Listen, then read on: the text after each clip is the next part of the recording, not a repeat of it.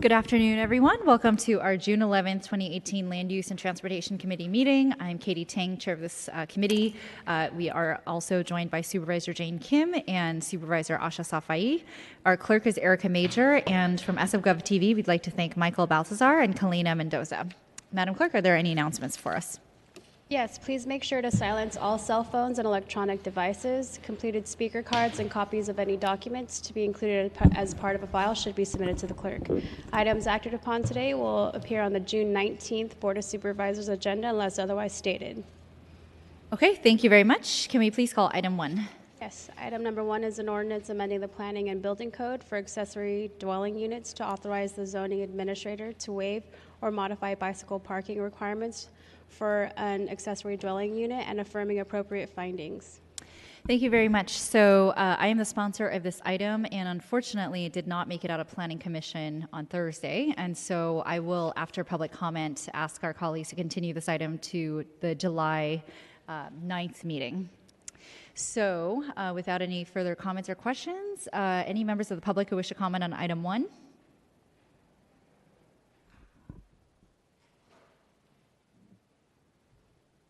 Good afternoon, Supervisors. My name is Georgia Shudish. My concern with this legislation is the word proposed. I hope that when you see this legislation or when it comes from the Planning Commission, that it does not mean demolitions to insert an ADU. When an ADU should be in an existing building and to maximize affordability. There's been a project that did demolish a perfectly fine house in Noe Valley, and the rationale was it was okay because we're going to put an ADU in. And so I really hope that you'll consider proposed to not mean demolished. Thank you very much. Thank you. Next speaker, please. Good afternoon, Supervisors. My name is Rose Hilson. Coalition for San Francisco Neighborhoods turned in a letter on June 4th, and you were all copied on it. And I want to summarize that the letter wasn't clear. It was unclear as to the fee out not requiring street trees for ADUs. We requested appropriate number of trees planted within a certain period of time. Requested noticing for conversion of non-living spaces to living spaces. Fill-ins of existing structures might not comply with rear and side setbacks per the code. Adding ADUs in a newly constructed building can exceed code maximum for zoning. Amend code to read any existing ADU shall meet building and fire code regulations. At Planning Commission, there was an issue regarding the Housing Accountability Act in regards to the ADUs, and the issues involved the conditional uses that would be as of right approvals due to the HAA, Housing Accountability Act, the incentive to demolish, and also Planning Commission pushed this out to June 21st to be heard. I'd like these bullet points to be put into the minutes under Sunshine 67.17, and I have copies for you. Thank you. Thank you very much. Next speaker, please. Good afternoon, Supervisors. Catherine Howard. In San Francisco, our open spaces provide not only habitat for wildlife, but also habitat for people. Families use their backyards, and children can play safely there. Therefore, there can be significant impacts to the enjoyment of people's properties with the introduction of people living in previously unoccupied structures. Neighbors deserve to be notified of this possibility.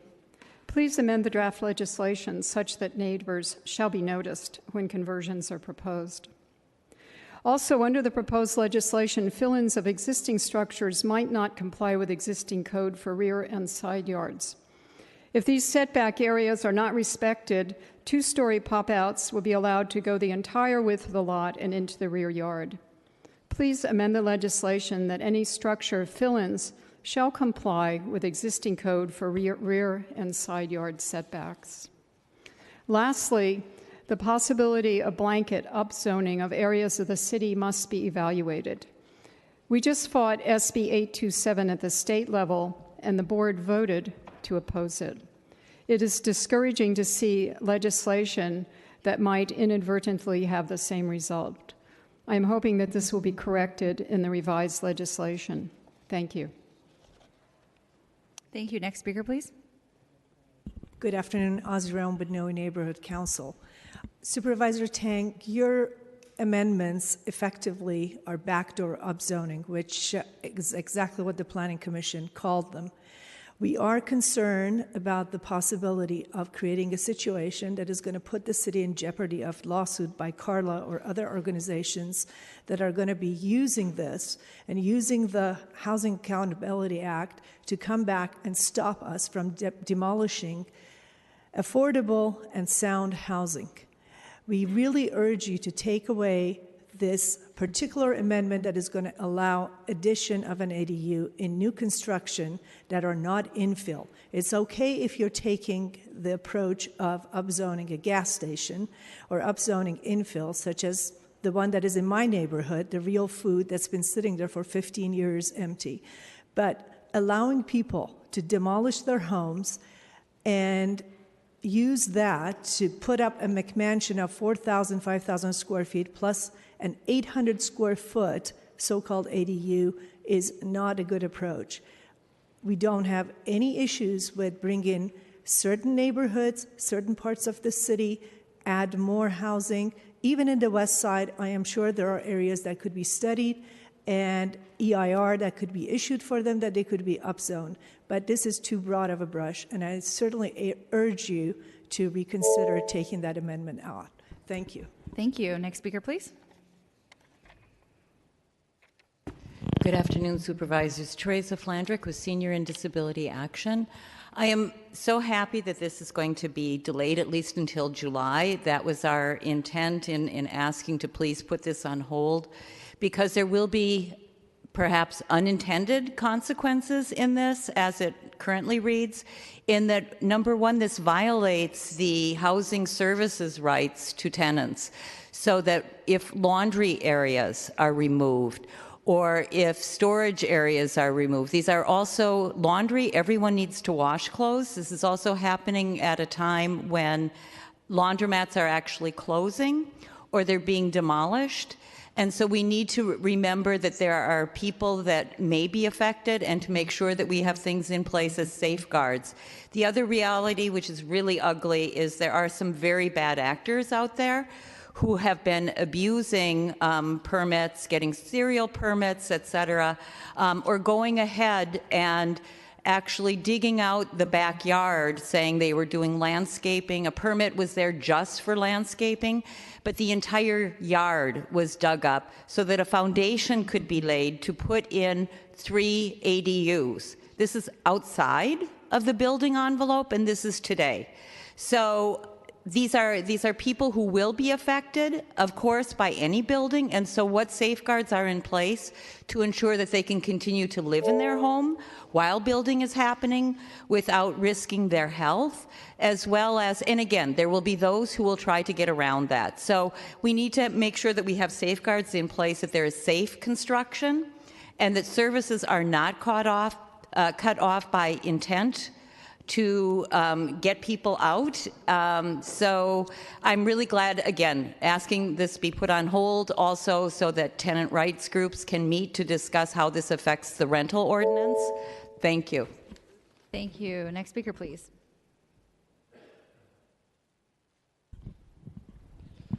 Hi, I'm Jeff Hodges. I'm a tenant at 14th and Guerrero, and I am in support of this legislation. Anything that gets us more housing, a housing capacity that is lower than the amount of people that are being born here, is far too low. We need more, and I'm excited about this position. Thank you.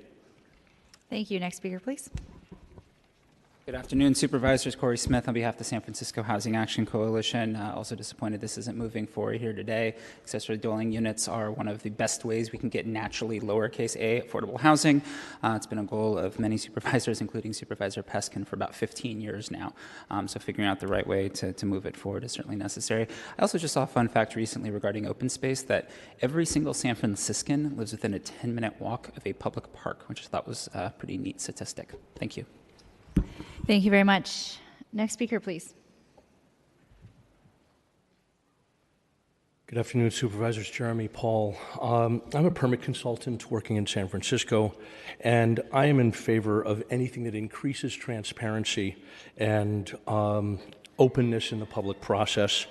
And this ADU exception for a new unit going in makes perfect sense. There are many situations right now, buildings in the pipeline that have vacant spaces being built for recreational use or use with the other units that are intended for ADU, but an ADU can't be put in until the building is completed and a certificate of final completion and occupancy is issued. It doesn't make a lot of sense as public policy to have a planning process that works that way. We should be transparent and say what our intent is as we start the process, as we discuss it with our neighbors and our community. Thank you. Thank you very much. Any other members of the public who wish to comment on item 1? Okay, seeing none, public comment is closed. So I'm going to reserve most of my comments on this item because it will be continued, and I imagine that there will be some changes made to the legislation. But I would say that overall, the goal and intent of the legislation was to really ease some of the process that some property owners have shared in terms of trying to, say, fill underneath cantilevered rooms or even decks to create full ADU units instead of having this sort of empty space that exists underneath some of these areas. Again, as some of the public commenters said, I do feel that ADUs are a great way to be able to provide affordable housing and allow multi-generational families to live together. It's a great way to accommodate seniors who might not want to access a second floor, you name it. So, but I do hear your concerns. I have jotted them down. I have read all of your letters, and we'll be in further discussion with the planning commissioners and the community members on all of those comments that you relayed to us. So with that said, colleagues, we've closed public comment, and I would like to ask that we continue item 1 to the July 9th land use meeting. Can we get a motion, please? A motion to continue the item to July 9th. Okay, and we'll do that without objection. Okay, this item is continued. Item 2, please. Item number 2 is an ordinance amending the planning code on review for downtown and affordable housing projects, notification requirements, review of alterations to historical landmarks, and in conservation districts, and affirming appropriate findings.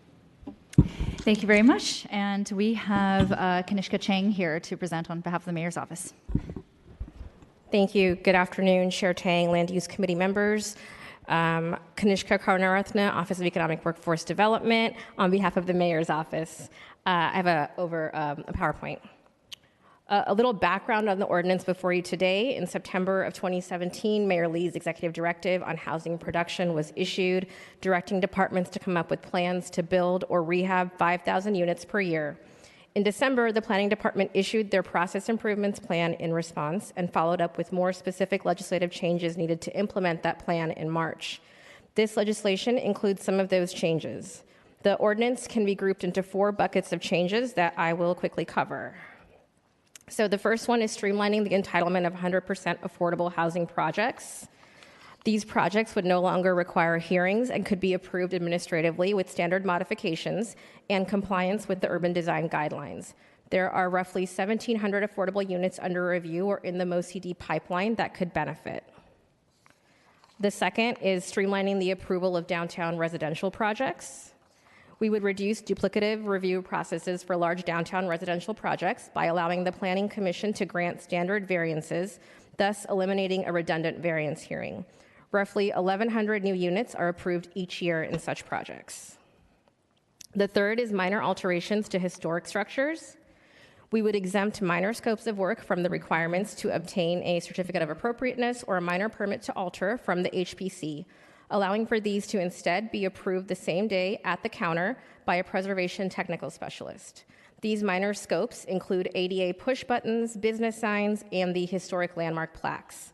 These new processes would save about 1/3 of preservation staff time so they can be focused on more important preservation issues. And lastly, we have changes to the public notification. Notice requirements have become unnecessarily complicated and wasteful. We have 30 different combinations of notice and formats, which are time-consuming and invite simple errors that can delay review. Section 311 and 312 notification requirements alone generated over 3 tons of paper last year. As you can see, a majority of notices essentially for larger projects, are for 20 days. If you're requesting a variance, which is a non-code complying project, you get a 20-day notice. But if you're doing a code complying project, you're subject to Section 311, which is a 30-day process.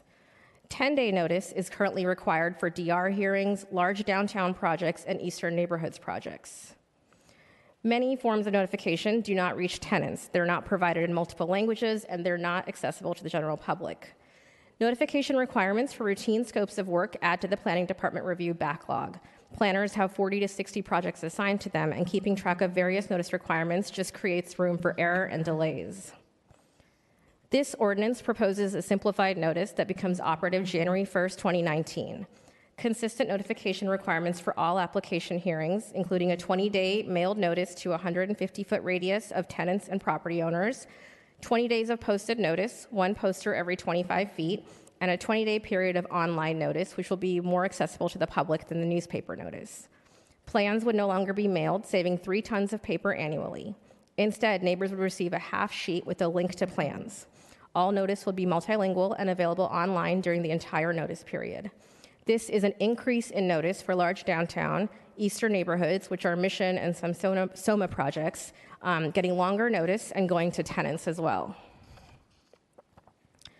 And finally, we're proposing one substantive change to notice. The extremely common rear yard pop-outs would no longer require neighborhood notice. As for any other building permit approved pursuant to this section will remain appealable to the Board of Appeals. And to address concerns of immediate neighbors, we're happy to require pre-application meetings for these pop-outs. The Department of Building Inspection will also conduct mail notice to adjacent neighbors with a 15-day appeal period to the Board of Appeals. These additions are limited to extending 12 feet into the rear. At a single story, they're about 300 square feet and do not exceed the height of a fence, which is permitted without notice. A 2-story pop-out must be set back 5 feet from each side lot line and doesn't exceed 360 square feet. Approving these modest additions over the counter will save 2 full-time staff positions every year, time that can be spent on permitting housing. These pop-outs cannot encroach into the rear yard or mid-block open space. You need a variance for that. They are code complying and consistent with the residential design guidelines. And they're very much prevalent throughout our city's lower density neighborhoods. They're already a part of existing neighborhood character.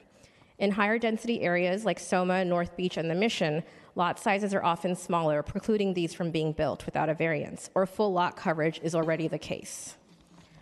In conclusion, I'm going to leave up a summary of the ordinance, and Jacob Bentliff from Planning is here to discuss the Planning Commission's recommendations. Thank you, Supervisors. Jacob Bentliff, Planning Department staff. I'd like to quickly go over a number of modifications that were proposed by the Planning Commission at their meeting on Thursday, June 7th. First of these is to reference the urban design guidelines in Section 315 for the administrative approval of the 100% affordable housing. Secondly, a number of amendments related to the notification requirements. The first, to restore language that the zoning administrator can give staff more clear direction for specific sites for the poster requirements when the requirements in the code are not physically practical on the site. The third modification, to require to add language to the posted notice requirements that it be visible and legible from the sidewalk or nearest public right-of-way.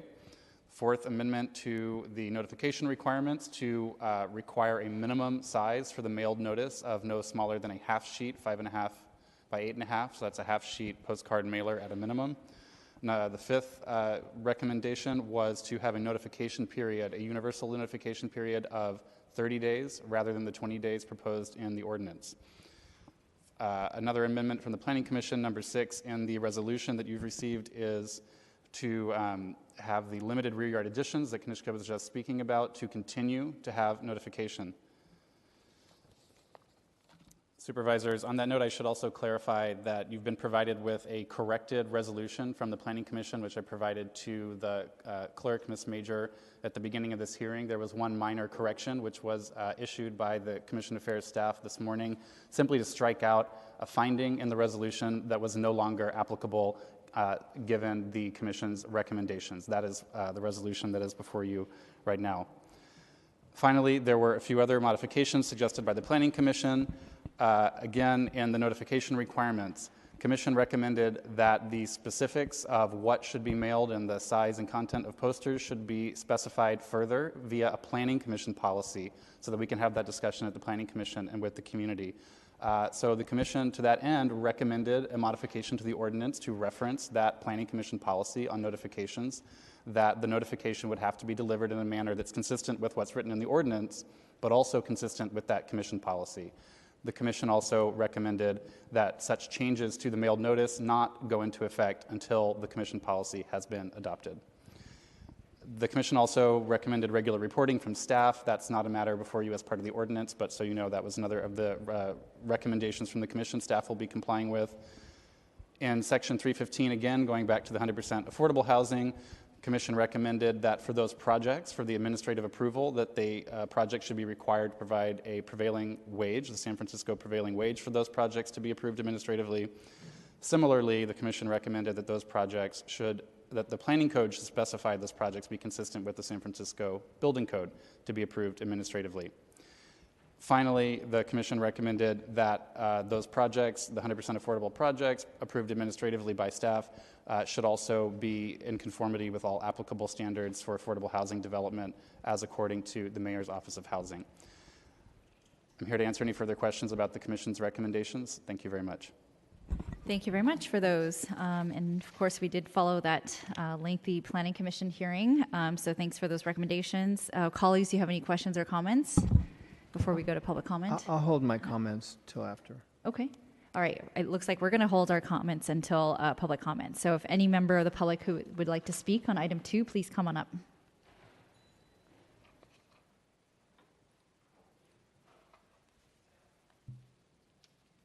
Hi, my name is Nicole Holden. Thank you for taking this time.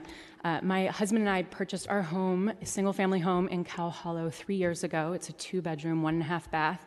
We have 2 children and 1 on the way, and our proposed expansion of our home is to go back into our yard 10 feet to accommodate 2 children's bedrooms, and the only way to get those bedrooms is to go back 10 feet. To give you an idea of our property, it's a 120-foot deep lot.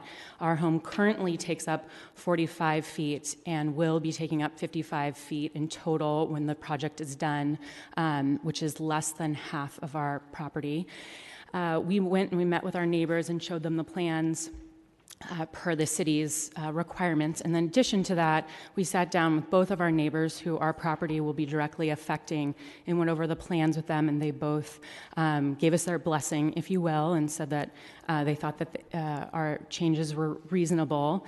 And our project has been within city planning for since early November, and we have not really had any resolution on it. And to get a little bit more personal, my husband and I are San Franciscans. We want to have our children be San Franciscans. I'm from the East Bay. He's from the East Coast.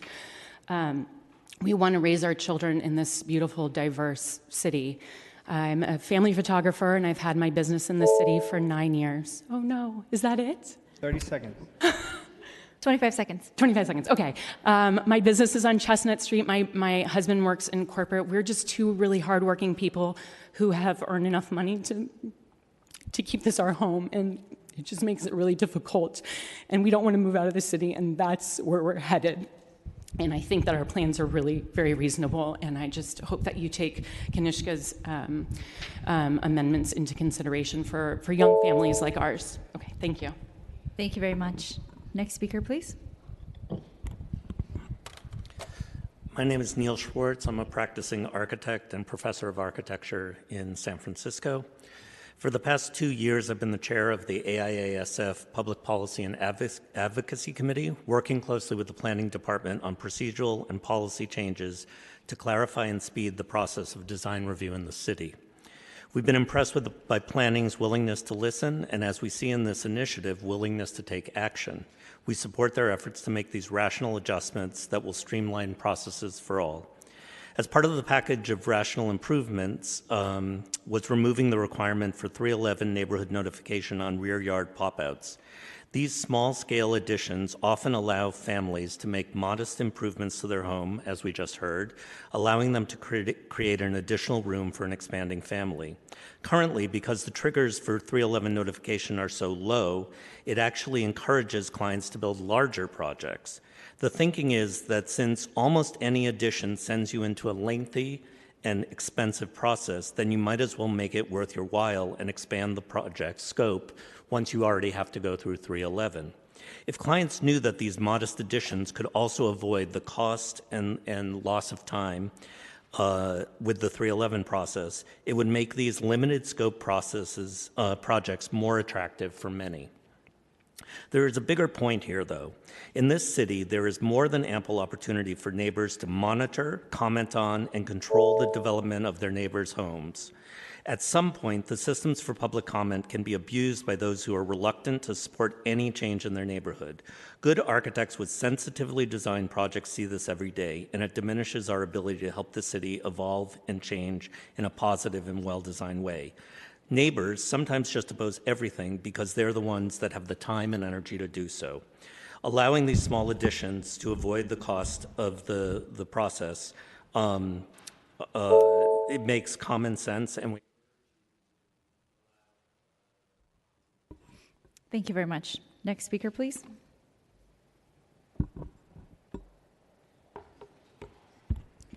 Okay, good afternoon, supervisors. My name is Lydia So.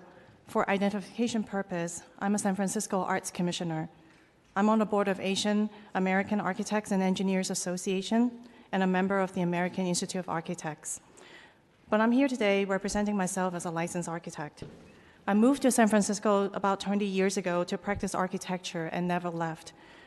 I have a small child as well, try to raise my family here. I founded my company to improve the quality of lives in our communities and our environment. Some of my clients are hardworking, middle-class, first and second-generation immigrant families with young children. They want to stay here to raise their kids in our city. With this housing market, they cannot afford to buy homes, but to move in with their parents. When we found out that it took months and years to get approvals to expand just a modestly sized room at their parents' backyard where codes allowed, my clients were despair and moved out of the city. I lost my clients. We lost those good families. I applaud everyone in the planning department who work tirelessly with all community stakeholders to identify what we collectively can do to streamline our approval process. I have high respect to all of you serving on this land use committee with your expertise. You serve because you believe in improving the livelihood of our communities and our local small businesses. You serve because you care. You serve because you have the power to drive changes. I would urge you to consider making the rear yard additions where code allow approvable over the counter so those families just like my clients and all San Franciscans can afford to stay here. It is our duty to mitigate housing displacement, and thank you for your service. Thank you very much. Next speaker, please. Good afternoon, supervisors. My name is Ross Levy. I'm a practicing architect here in San Francisco. I'm a member of the AAA. I am the incoming co-chair of the Public Policy Advocacy Committee, and I am a 20-year San Francisco resident, and I raised my family here. I'm also an advocate for sustainable design and for livable cities. We are here today following last week's hearing at Planning Commission regarding the mayor's directive to streamline permit processing for affordable housing projects in the city. I'm pleased to once again stand with the mayor's office and the planning department in support of the proposal to make permission for so-called pop-outs, small additions that are explicitly within the buildable envelope of the lot per the SF Planning Code Section 136, AB 1 and 2, an administrative process that is not subject to lengthy and expensive notifications and permissions. I believe that this can be easily achieved while maintaining the public's right to comment via the normal neighbors' notifications. As Mr. Binliff of the Planning Department staff has documented, 99% of submissions for these types of permits are approved without discretionary review. While the mayor's directive is aimed at producing badly needed housing, generally addressing processing time for larger projects, it also requires streamlining. The Planning Department has made an analysis and suggested streamlining measures. Not only do they anticipate saving 2 full-time positions, but their proposal also supports housing and families on a neighborhood level. this item in question, these pop-outs, are precisely the kind of additions that allow growing families to create the space that they need to stay in the city. Equally important, the process as it now stands is prejudicial. It is increasingly difficult for normal citizens to make simple expansions to their homes. It's not uncommon for people, as you've heard, to give up and move away. This is a rare, common-sense opportunity to improve government by simplifying processes and empowering staff. If we envision a sustainable future, we must consider simple steps to address population, housing, and sprawl. Thank you. Next speaker, please. Good afternoon again, Georgia Shudish. I gave Ms. Major a handout, which I believe you should have now, so I just want to summarize that. I think the all-around 30-day notice period recommended by the Planning Commission is a very good idea. The second thought I want to present to you is that plans must be mailed through the mail to occupants and neighbors, have to be 11 by 17 in size. People cannot print off 11 by 17 in their home. It's just not possible. People don't have printers that do that. They don't have paper that does that, if they have a printer. If you want to reduce the amount of paper that goes out under the 311 notice, make it a smaller radius. But it's very important to do it for immediate neighbors and interested parties and neighborhood groups to understand what the plans are. There have been many cases where people have seen the plans and they understand that something needs attention. And I think it's also very important to do this for CUAs that involve demolitions and new constructions. That currently is not the case now. If there's a demolition next door to you, you don't get the plans in the mail. You just get the notice. The pre-application process should be expanded and more formalized. It's a good opportunity to get people to work together. Planners can update neighbors and interested parties by email to let them know what's going on. This ongoing dialogue is very important. The limited rear yard additions under Section 136 should not be approved over the counter. When you decide to change whatever you notice, I think that needs to have a meeting with community members prior to implementation. Postcards or even half sizes are not enough. And again, 11 by 17 plans must be mailed to immediate neighbors, occupants, and interested parties when they are finalized by the staff. Plans must clearly show the relationship to the adjacent buildings. They must be accurate. They must be complete. They must have a graphic scale. And they must show demo calcs if appropriate. That's good for neighborhood. Thank you. Next speaker, please. Good afternoon. Rose again. Coalition for San Francisco Neighborhoods submitted a letter on May 24th, and I'll add it to the pile of papers over here that's on the ledge. To summarize the letter, there was initially an issue, I show it on the overhead, of lack of public outreach, and the stakeholders did not include the neighbors. The notification, we don't want the reduction of the notice time and the removal of newspaper notices. And we thank you for the inclusion of tenant notification. And we requested a continued notification for pop-outs. We had concerns with Section 136C. And at the June 7th Planning Commission meeting, Planner Bintliff did go over some of these things in the motion. It was adopted 6-1 to keep the 30 days notice straight across the board, keep notices for the pop-outs, not finalize notification without policy set and implementation steps, and for affordable housing, use the building code for performance standards and pay prevailing wage. And what I didn't hear was, I believe there was something about a look back after implementation for 1 year. And again, leave all these documents on the ledge. Thank you very much. Thank you. Next speaker, please.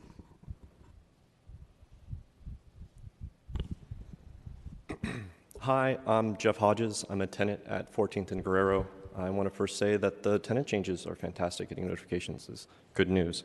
Also, that we haven't talked about this yet, but there is a 100% affordable housing streamlining in this bill, and that is one of the most important pieces of it. The legislation will allow us to reduce the rent pressure and displacement happening in this city that as a tenant I feel every day. I grew up around black and brown kids. I wish that my kids that I have would be able to do the same here.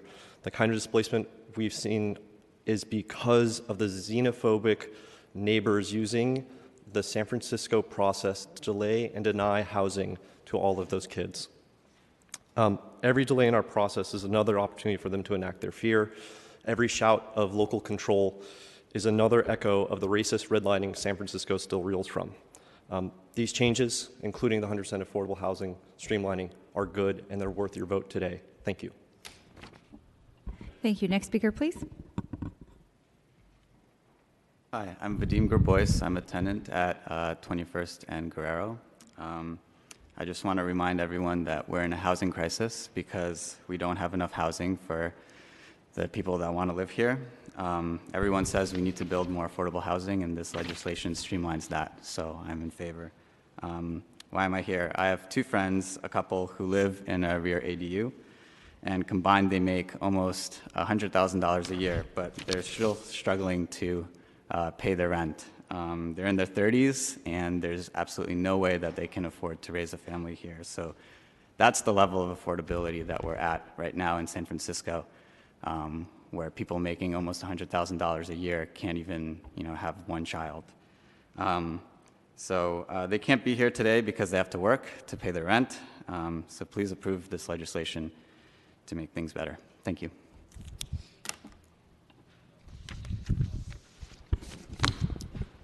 Ozzy with Noe Neighborhood Council.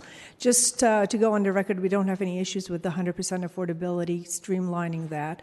And as I have pointed out to the folks that were commenting at the Planning Commission, we already have SB 35 that gives the same advantages and streamlining for projects that are only 50% affordable. So I'm sure it's the same thing for projects that are 100% affordable.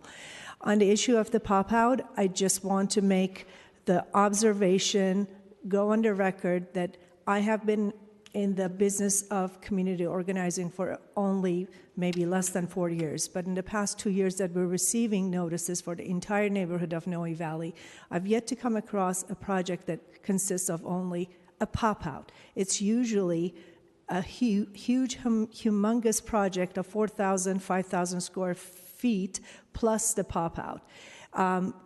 I am sure any of the architects and project sponsors that were here, Mr. Levy, Ms. So, even Mr. Paul, they're well aware that all of their projects that have come out in the past 4 or 5 years consist of humongous McMansions plus a pop-out. And as such, the neighbors do deserve to get a notice.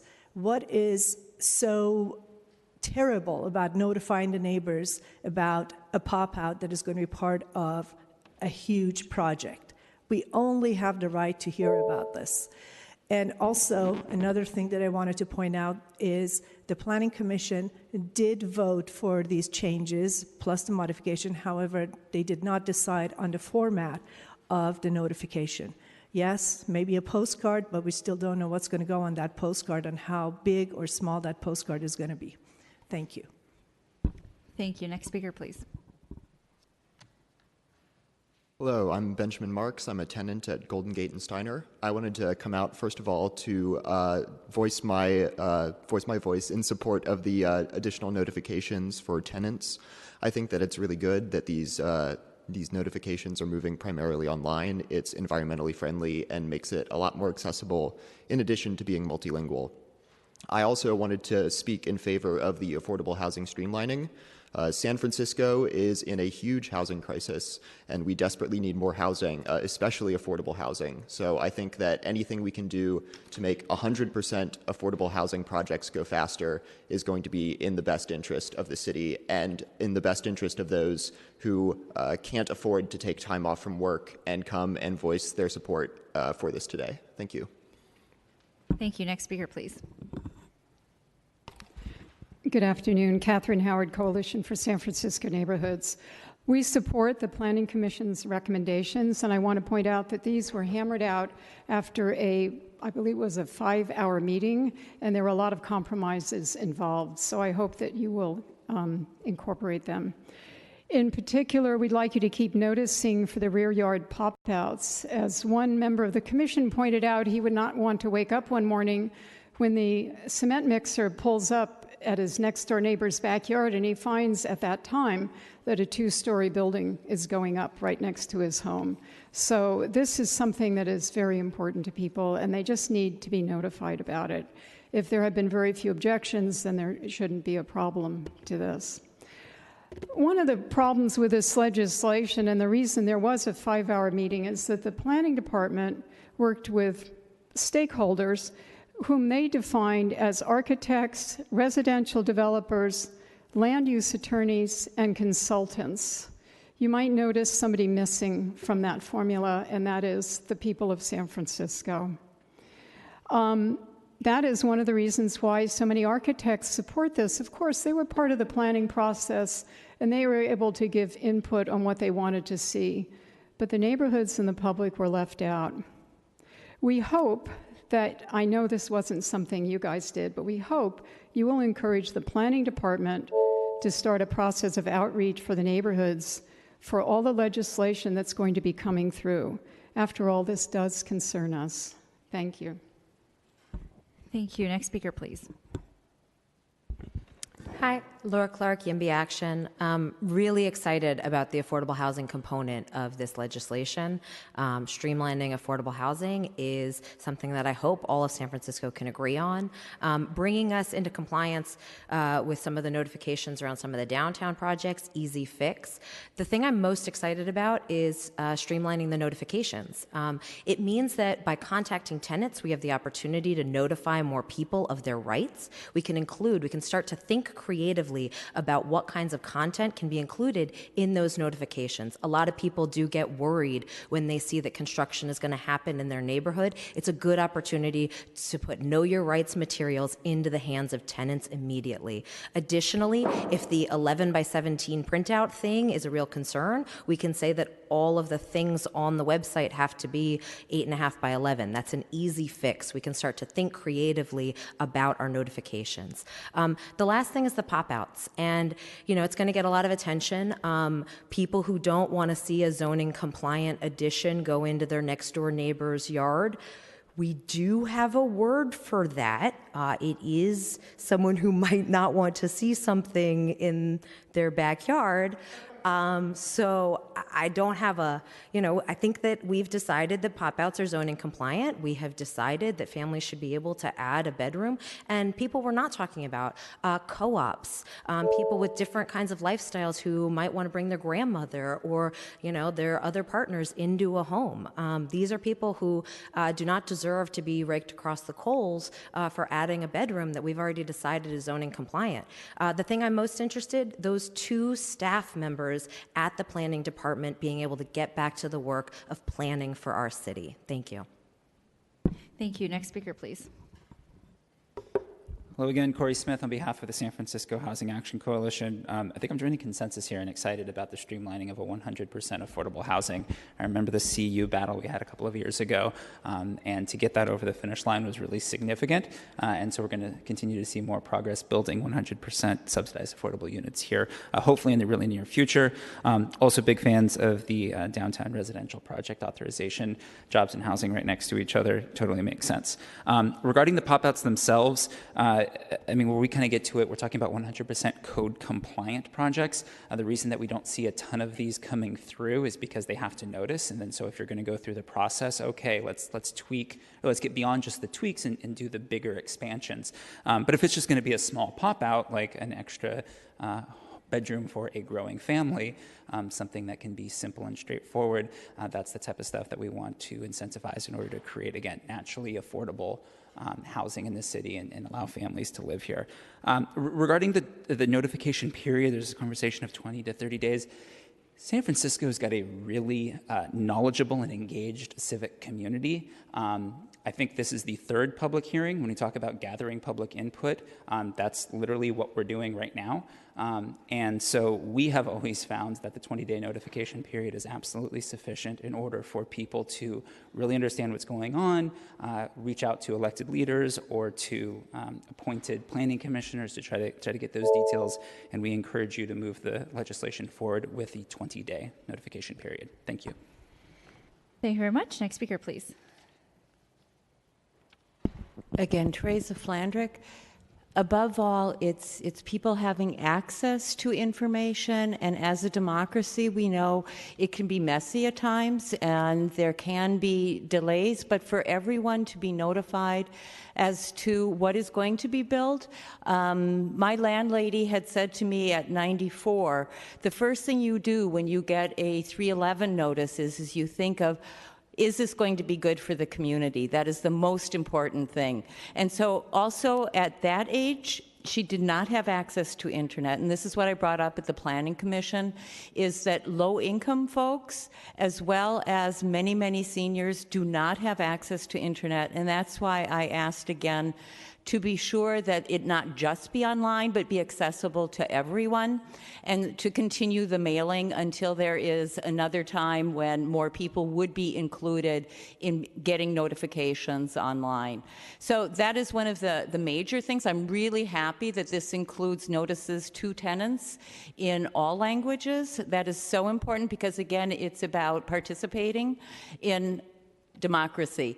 With affordable housing, with 100% affordable housing, I'm still not really sure how that 100% affordable housing is being defined. I would really like to see clear language in terms of, what AMI levels. Is this only going to be at a higher level? Is it going to be inclusive? I mean, truly inclusive from low income on up. That would be important to me and certainly to the people that I serve and to our community. Again, that community involvement in having time to also participate in discussions, not just developers and architects, et cetera. That would be really nice. So thank you. Thank you. Next speaker, please. Hi, I'm Jimmy Law. I'm a resident of the Sunset and native San Franciscan, born and raised here. And I am one of those overly concerned, crazy neighbors who pays too much attention on what's going on, and I get all your notices. And I have to say, I'm really disappointed because a lot of these notices are regarding stuff that's trivial and not important to me. Example, lots of notices on pop-ups. I don't know why anyone would care about pop-ups. I have a family. I live with my dad and mom, and we have to share the house with my sister, her husband, and the baby because, it's so expensive here, and sometimes people just need to expand their house. Sometimes a pop-up is good and reasonable, and a lot of these pop-ups in these application meetings are reasonable. So I think, let city planners do their job and make it easier for them, save two city planners, and then move on with everyone's lives because we are in a housing crisis right now. We should be focusing on boarding 100% affordable housing, but unfortunately in my district, it's hard to build 100% affordable housing. I'd be happy if there was 15% affordable housing, and unfortunately those projects get killed as well because some neighbors don't like that. And also, speaking of which is really sad, of course, speaking of which, I am in big support of things such as, the 20-day notices. I know some people, they want it to be 30. However, I feel 20 is a good compromise because, some are 10, some are 20, some are 30. And, this notice over here, it's for construction work, like it's for 10-day notice. I feel like if it's 30 days, it's way too long. I'm going to forget about it. 20, okay, good compromise, whatever. But in short, please focus on making things more streamlined, easier for, city staffers because they have a lot of work. I'm a busy person, I understand. So yes, help us build more affordable housing, make things more efficient in City Hall because there are things that are just taking way too long to get done. Thank you. Thank you very much. Next speaker, please. Hi, I'm Noemi, and I'm with ACE. And I haven't been to a meeting in a while. Anyway, I'm here for something else, but I had to come up with this because I'm really tired of hearing building, building, building. It's going to save the housing crisis when it's not true. How many empty buildings are there being built? How many buildings that have been built that have empty units? We are talking about the whitewashing of San Francisco. We're talking about letting go of people of color and low-income people. I think you need to defund affordability. Somebody came up here and talked about having their friends at $100,000 not being able to afford living here. Well, I can't say there are people with a lot less who are living on the street. And I want to know why we aren't looking at empty units and units that are being used for Airbnb. Let's get real. Thank you. Next speaker, please.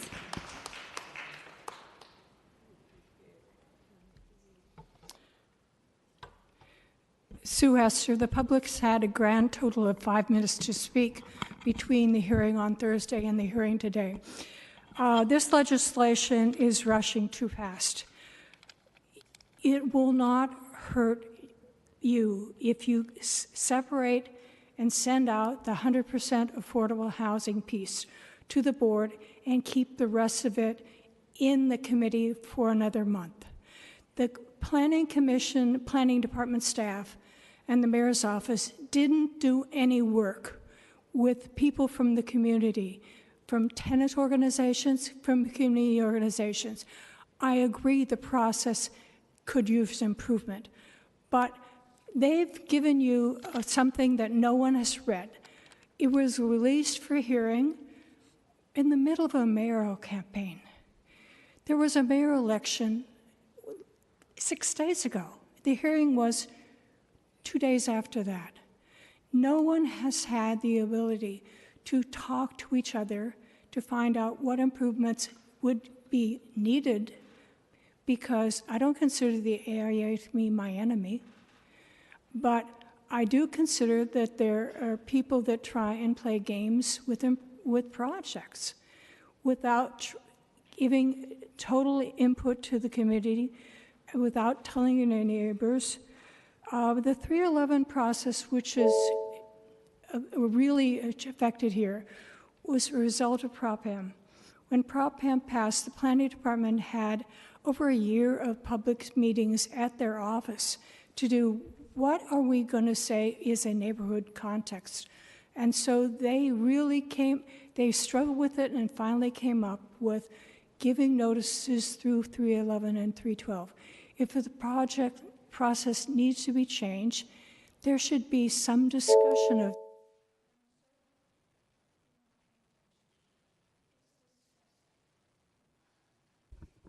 Thank you very much. Next speaker, please. Good afternoon, Supervisors. Jeremy Paul. I'm one of the handful of people who regularly gets involved in project opposition and regularly appears before the Planning Commission in that capacity.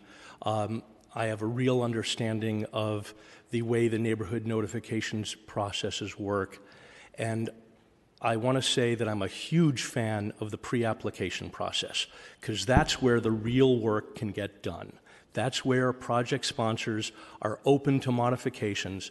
They haven't put too much money into it. They haven't already gotten the blessing of planning staff and the residential design team. Pre-application is where it's at.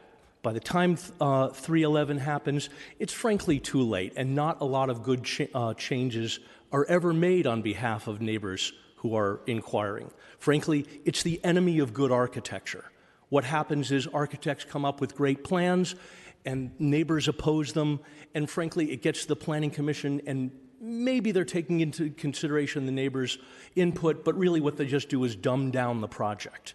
And the practice of architecture is gone. The thing with these pop-outs at the rear, you have to consider that our housing stock is aging beyond its intended time limit. That the single-family homes in this city, most of them were not built to last 150 years, and we're asking them to last 150 years. So when a family that's lived in a house for a long time needs to upgrade, Section 317 is way too difficult and complicated for them to make major changes. They want to do a pop-out. They have to go to 311, their architect dissuades them. Next thing you know, they're selling the house. And who can buy it? A developer that will get the cheapest architect they can and do the fastest build they can. That is really a bad thing for our neighborhoods. We need to encourage architecture in San Francisco. Thank you. Thank you. Next speaker, please. Good afternoon. My name is Kevin Burke. I live in Belmont, south of here. A lot of rich people move to our area every year. We can't do much about that. But if we don't build housing for them, they're going to push out existing residents and displace them. Then people will move down to my town in Belmont, push out low-income residents in Belmont. Every unit that we're not adding in San Francisco means more displacement in Belmont, more tract homes in places like Brentwood, another family being displaced from Oakland, more families moving to places like Arizona and Texas where you have to run the air conditioning 24/7. They don't have as good public transit as here. They don't have as good commute infrastructure as here. We should be extremely differential to people who are trying to add housing, especially 100% affordable housing. I think we need to balance the community need for more notification of new projects against the community need to prevent displacement by adding housing. A notification does you no good if you were forced to leave 2 years ago due to high rents. What I've heard a lot in the comments today is that neighbors have gotten used to sort of blackmailing applicants and delaying their projects, especially zoning compliant projects, and they're worried that they might lose their ability to do that. I don't think neighbors should be able to blackmail projects that comply with the zoning code. I think that it should be easy to predict whether your application is going to succeed or not. That's the number one goal of the planning department in an application process. We should also make it easier to build 100% affordable housing in other parts of the city, especially the Sunset and the Richmond. Right now you can't really add very much affordable housing and you can't add it very densely. I don't think that we should move discretionary review online, which is one of the proposals. I think we should make it harder to file discretionary reviews. San Francisco handles 5 times as many discretionary reviews as New York City, a city that's 5 times larger. I think we should move the discretionary review office to Alcatraz and charge $5,000 to file one. Thanks very much. Thank you. Any other members of the public who wish to comment on item 2, please come on up.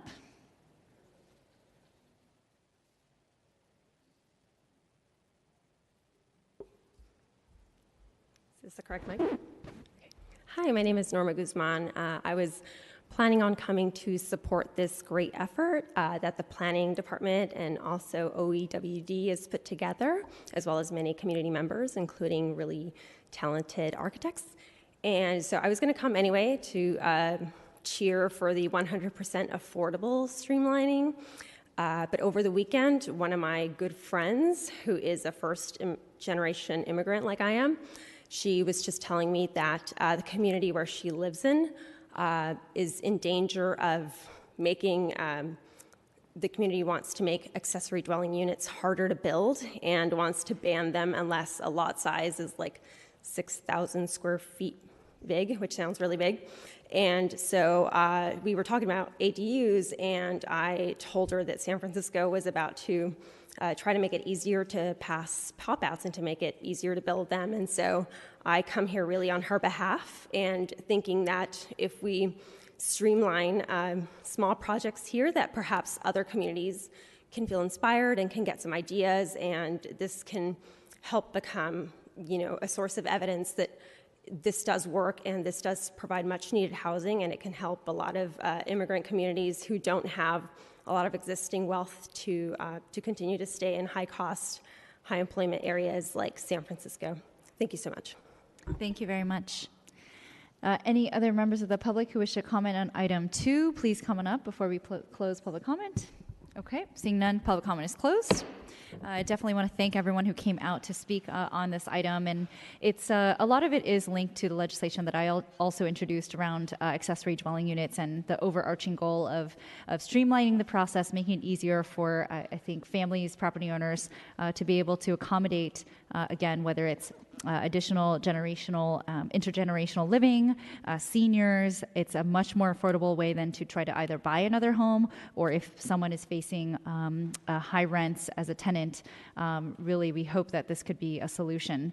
So A couple of things I heard during public comment I did want to address. One was that early on I had heard that there was a concern around demolition of homes and then somehow that getting swept up with some of the ADUs or the pop-outs. And one of the things that was noted in the Planning Commission that I heard clarified was that there is a conditional use permit process that a project sponsor does have to go through first if there was a demolition that were to occur. And from my understanding, we have pretty strong demolition controls here in San Francisco, but want to throw it over to maybe planning department or mayor's office just to confirm that. That's correct. Demolitions do require a conditional use authorization from the Planning Commission, and with that demolition, a sponsor would usually have to present what they're proposing to rebuild in that case as well. Okay, and so in that case, then that would still involve neighborhood notification and all of that, the appeal process if there was a proposed demolition. That's right. A conditional use authorization currently requires a newspaper notice. We're proposing that it would go to an online notice as well as mailed notice and posted notice. Okay, so that would be different additional changes to our current demolition notification process. No, that's our current process, and it would continue. Okay. Okay, great.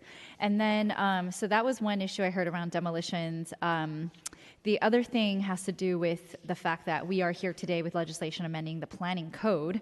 I don't know if, I think I see a representative here from Department of Building Inspection, but I wanted to clarify what sort of notification would be involved for our so-called pop-outs that we're talking about and that has become quite controversial somehow.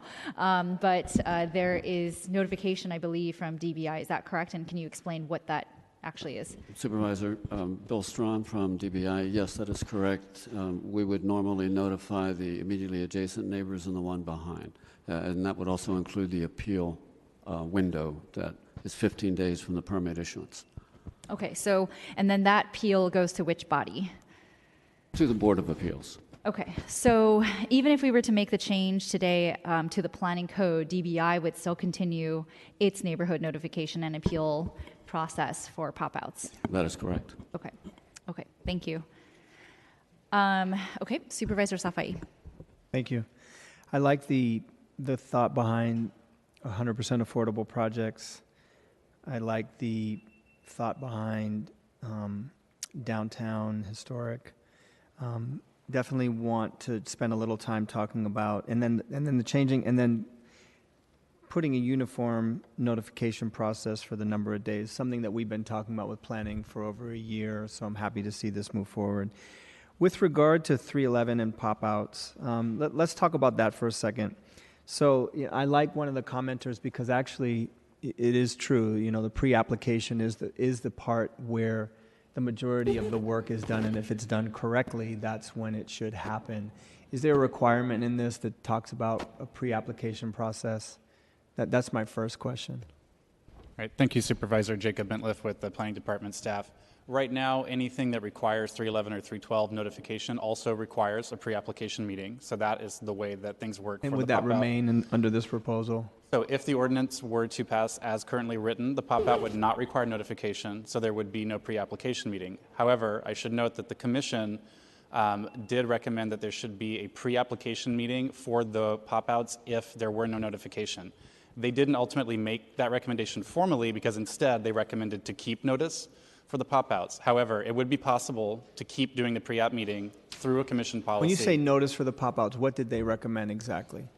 They recommended that it should continue to have 311 notification. 311, okay. That's right. So I don't particularly agree with that, but I do believe that if we're going to move something forward today, we should say that there would be a required pre-application.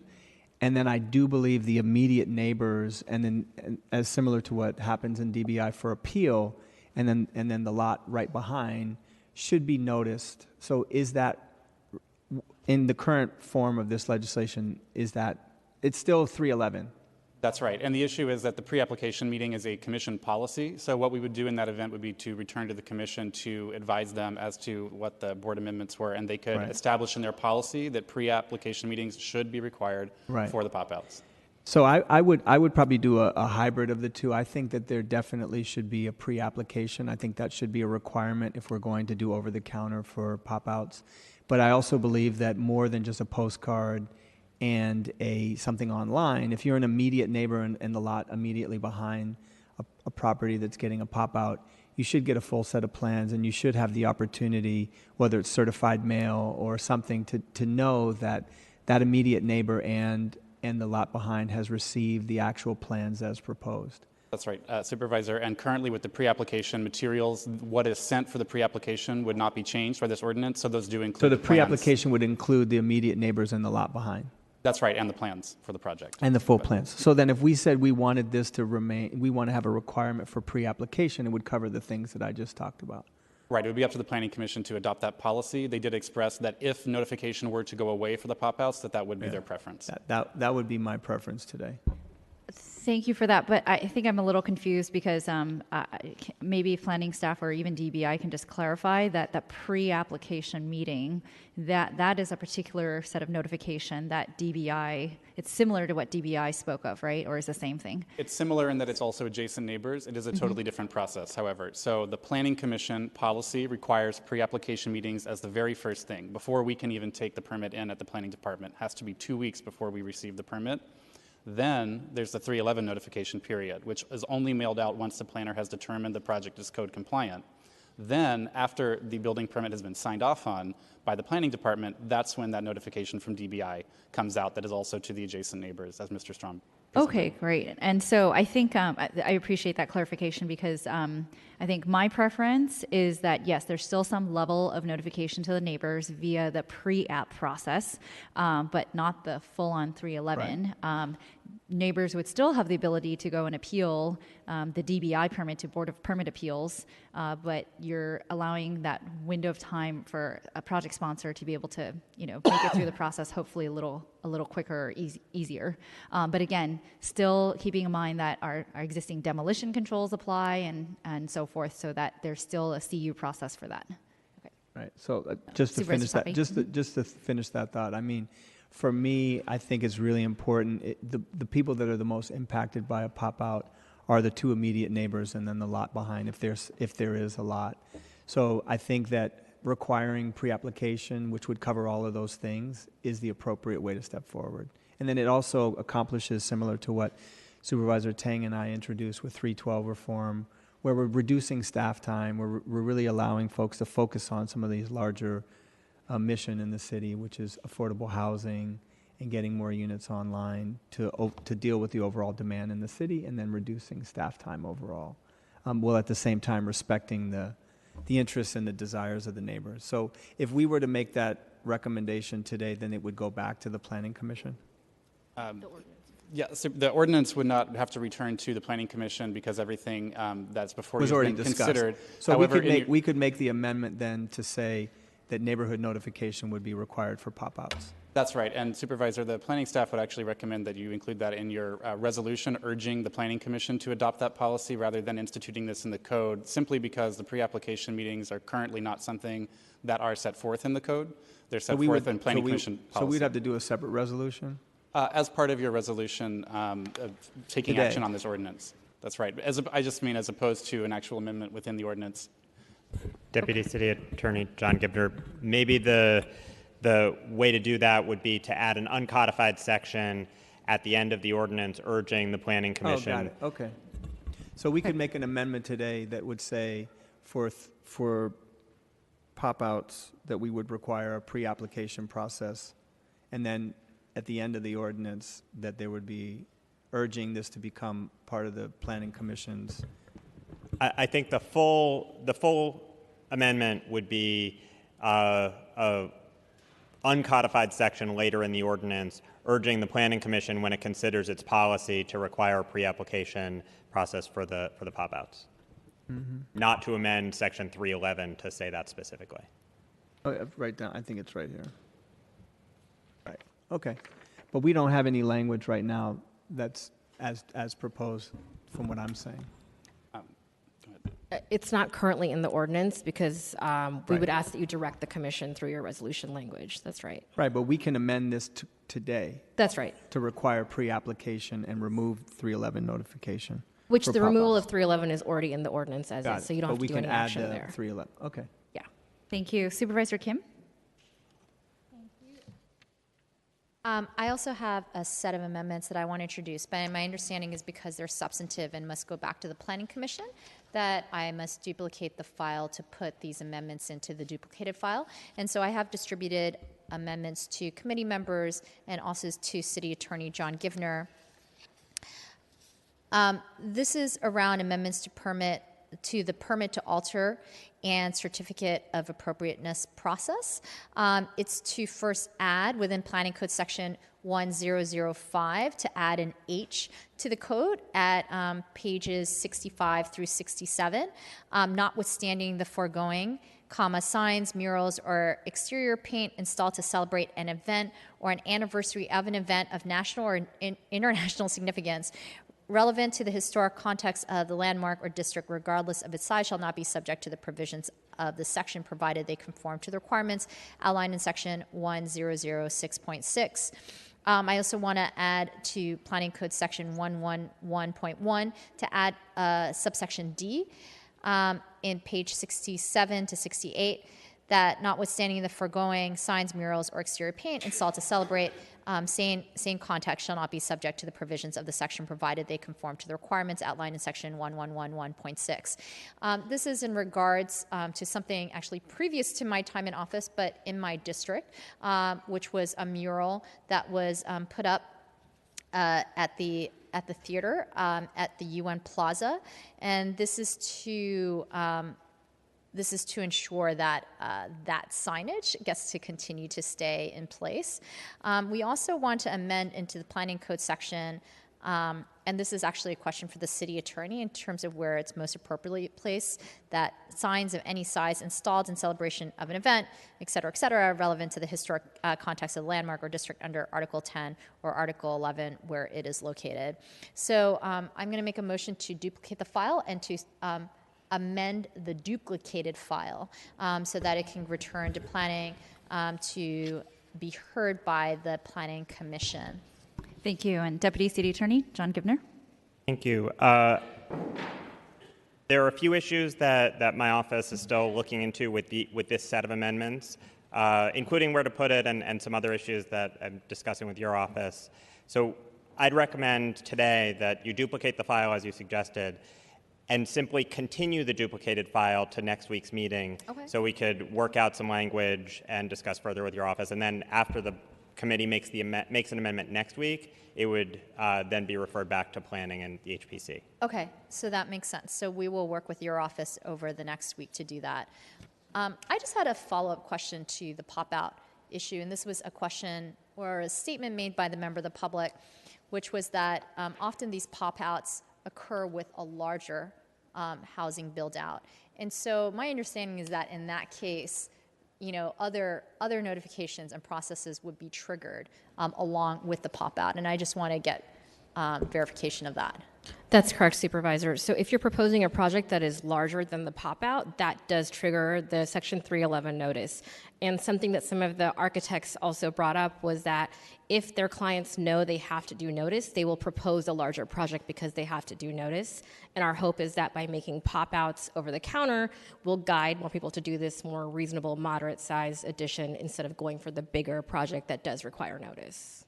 Is there any reason for members of the public to be concerned about the pop-out in and of itself going over the counter in lieu of a larger project that the project sponsor is actually considering? If there is concern about that, we're actually, we've discussed another amendment to address the concern that someone could propose, say, the quote-unquote monster house situation, and then try to add a pop-out in addition to that to exceed the monster house limitations. And so we have prepared an amendment that would say that you cannot add a pop-out within 3 years of another expansion. I see. And if you do, it would require notice. Even after the 3 years, or just within the first 3 years? Within the first 3 years. What can we do beyond that? Because I imagine that, neighbors and members of the public would have concerns beyond, the envelope of the Monster Home project beyond 3 years. That's right. And so the 3-year proposal, Supervisor, would be simply to deal with that quote-unquote serial permitting potential to make it difficult or very unlikely for somebody to want to hold off on doing their main project for a period of 3 years just so they could try to then take advantage of the regulations.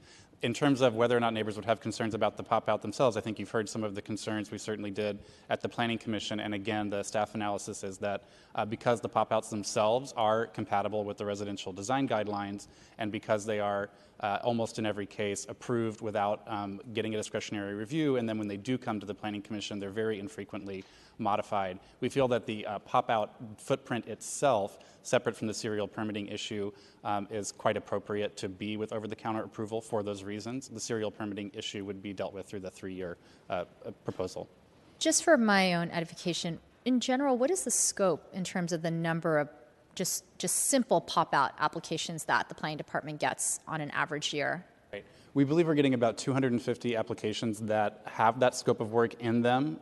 Most of those have other work as well, but as we mentioned, the guidance that we've gotten from architects and also from our staff that has been with the department for quite a while is that they've heard from sponsors that if they had known there was the ability to go without the lengthy process, they would have done something smaller. In addition, when those larger projects do come to us, that's how they are at application. We tend to whittle them down through the design review process to something very close to what the pop-out is, because it does match the residential design guideline. So in other words, many of those applications are starting with something larger. Many of them end with something that's closer to the pop-out just by virtue of what we're doing at the planning department when they come in. So having them over the counter would mean by definition they would fit within that small envelope. Thank you for those clarification pieces. So the other thing that was brought up is around the 20 versus 30-day notice, and looking at this chart that shows all the different current requirements for the mailing period for all sorts of different notification, whether 311, 312, conditional use, DR, you name it. There, for the vast majority, and I see why the original legislation proposed 20 days versus, say, 30, is because most of them are 20 days. In fact, I count only 1, 2, 3, 4 on this page here that, again, represent some of the typical types of notification that people would receive as 30 days, but the vast majority are 20 days. Then there's a whole bunch that would have required 10-day notice that would now actually be going to 20 days, so it would be increased. So this is something where I actually agree with the original legislation, which is to go to the 20-day noticing uniformly instead. So that's I guess, a recommendation that I don't plan on taking from the Planning Commission.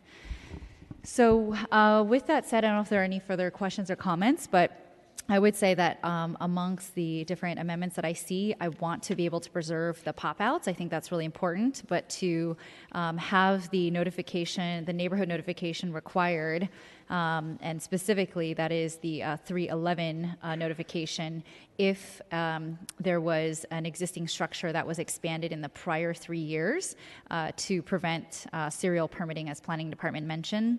And then I know Supervisor Safai talked about directing the Planning Commission to adopt a policy for the Section 136 pop-outs to require a pre-application meeting between the applicant and adjacent neighbors before an application for the limited rear yard addition can be submitted. I like to include that provision as well. I'm willing to take a couple recommendations from the Planning Commission, which is recommendation number 2, amending Section 333 to allow the zoning administrator to determine the appropriate requirements for posted notice for unique sites. Recommendation number 3, in the same section, to require the posted notice to be visible and legible from the sidewalk or nearest public right-of-way. Recommendation number 4 is also in the same section, 333, to require a mailed notice with minimum dimensions of 5.5 by 8.5 inches. So that's essentially a half sheet. And then the last one is to amend that same section to require notification procedures to be consistent with applicable Planning Commission policy. So again, just to reiterate, I'd like to take Planning Commission recommendations 2, 3, 4, and 7. Direct the Planning Commission to do the pre-application meetings, and then require 311 notification for pop-outs where the existing structure was expanded in the prior 3 years. Okay, colleagues, questions, thoughts? I'd like to make a motion to that effect then. I don't know if there's a second. Wait, can you read the last one again? The last one you read pretty quickly. So you want us to keep 311 for pop-outs when, no. The existing structure has been modified in the last 3 years, and that's to prevent serial permitting and kind of scope creep. Okay, do you have those amendments? You said you had them. Oh, here they are. Okay. Chair Tang, for clarity, the item was duplicated and the amendments you're offering are for the original? That's correct. Okay, thank you. Okay.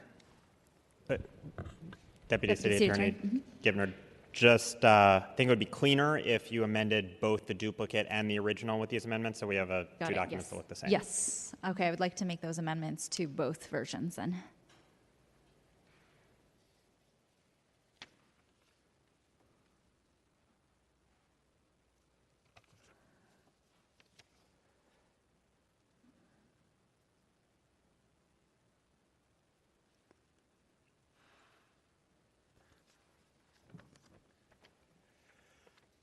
And so that captured the requirement for pre-application? Yes. Okay. Yes, I Got have it. that in there, and I also have the request to keep the 20-day noticing, so we don't have to make an amendment, actually.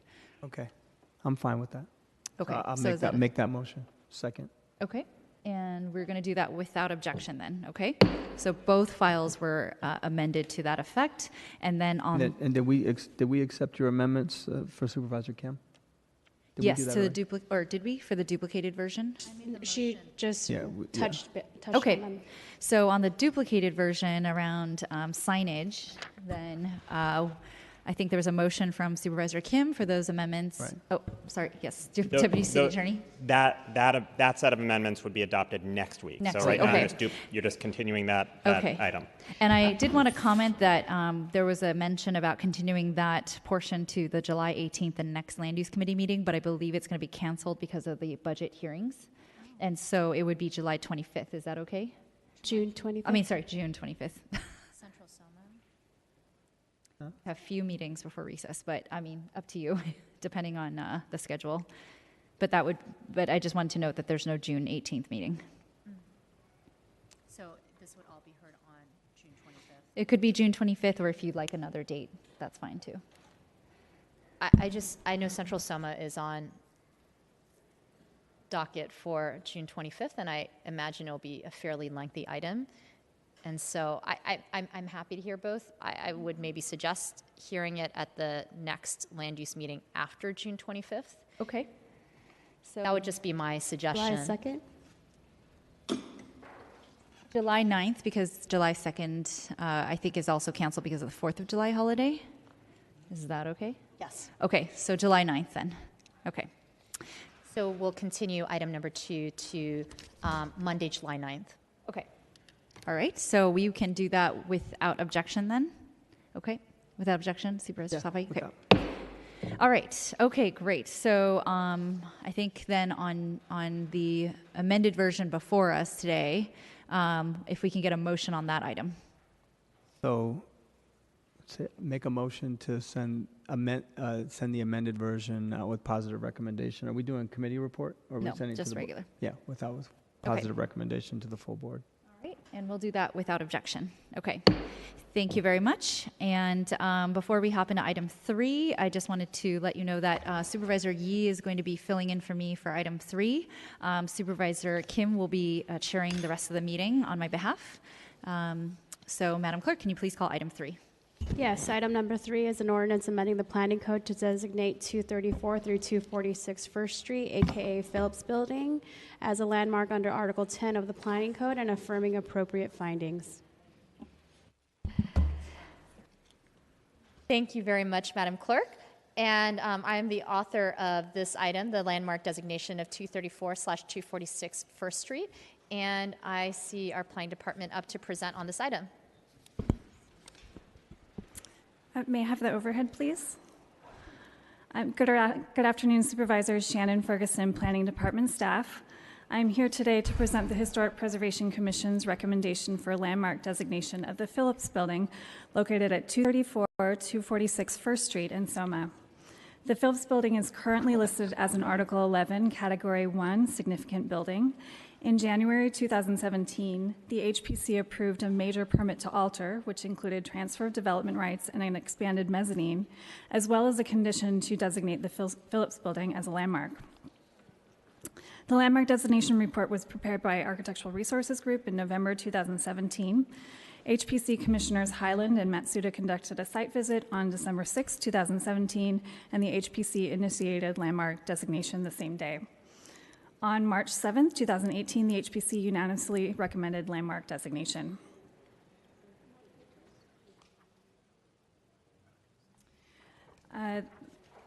The Phillips Building was constructed in 1930 to house the new printing business of the Phillips and Van Orden Company, which occupied the building until about 1947. The five-story concrete building is significant as a distinctive and highly intact example of Art Deco style, a comparatively rare style in San Francisco. It's also the largest Art Deco style loft building in the city. The Phillips Building is also significant for its association with master architects Henry H. Myers and George R. Klinkart, prominent local architects who designed public buildings throughout the Bay Area, including several veterans memorial buildings. The Phillips Building is a rare example of their work, commercial work.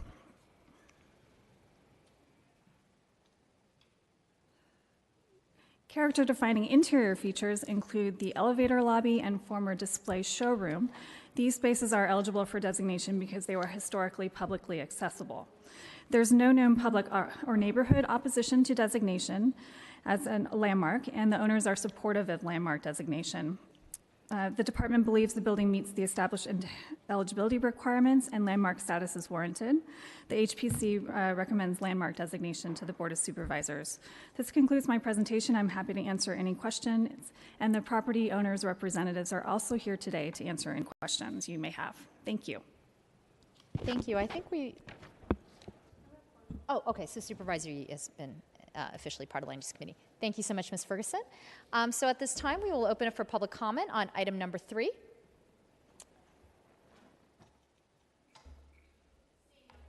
Public comment is now closed. So, colleagues, seeing no questions or comments from committee members, I'd like to make a motion to move item number 3 forward with recommendation. Would you like to excuse Supervisor Tang from the rest of the meeting? Yes, so why don't we take a motion to excuse Supervisor Tang? Do we have a second? Great, we have a second. We can do that without objection. Thank you, Madam Clerk. And can we please take a motion to move item number 3 forward to the full board with recommendation? We have a motion, and seeing no objection, we can move forward item number 3 with no objection. Madam Clerk, can you please call item number 4? Yes, item number 4 is a resolution renaming Phelan Avenue between Flood Avenue and Ocean Avenue to Frito Kahlo Way. Thank you. And the sponsor of this item is here today, Supervisor Norman Yee, so I'm going to hand it over to him for introductory remarks. Thank you, Supervisor Yee. Sure. Thank you, Supervisor Kim. Colleagues, back in April, I introduced a resolution in anticipation of the Asian Pacific American Heritage Month in May. Given the anti-immigrant and racist rhetoric and policies emanating from Washington, D.C., which has led to increased acts of intolerance and violence against immigrant communities, there has been an increased effort from communities, both locally and nationally, to remove names from public statues and places which honor figures who espouse racism. There has also been an increased movement both nationally and globally to recognize women's historical contributions and their role in our current professional and public settings. We have successful local examples of this, such as Supervisor Cohen's legislation to rename Columbus Day to Indigenous Peoples Day, Supervisor Peskin's legislation to remove Justin Herman's name from the plaza. Students from the University of San Francisco rename the campus building from Phelan Hall to Toller Hall after Bert Toller, an African-American alumnus.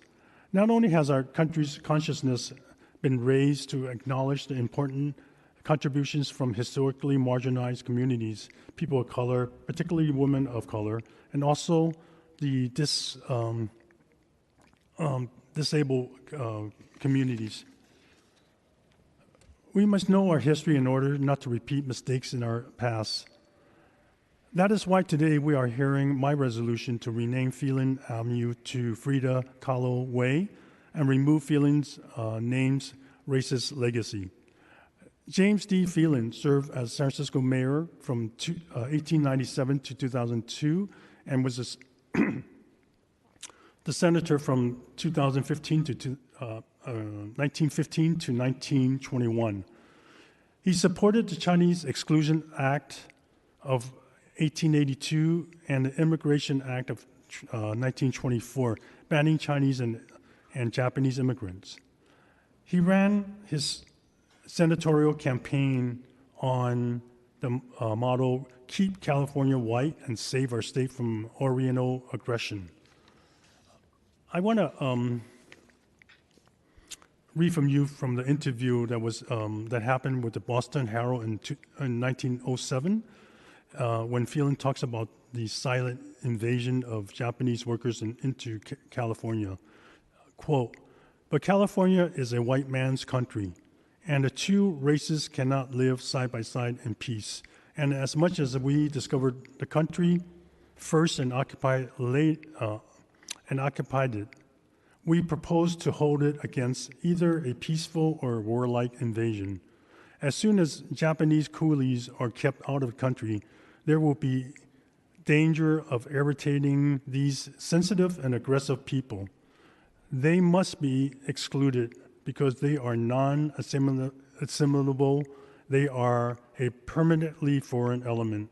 They do not bring up families. They do not support churches, schools, nor theaters.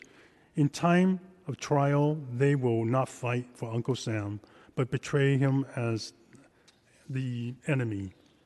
These are just a few of the types of remarks that he made during that time.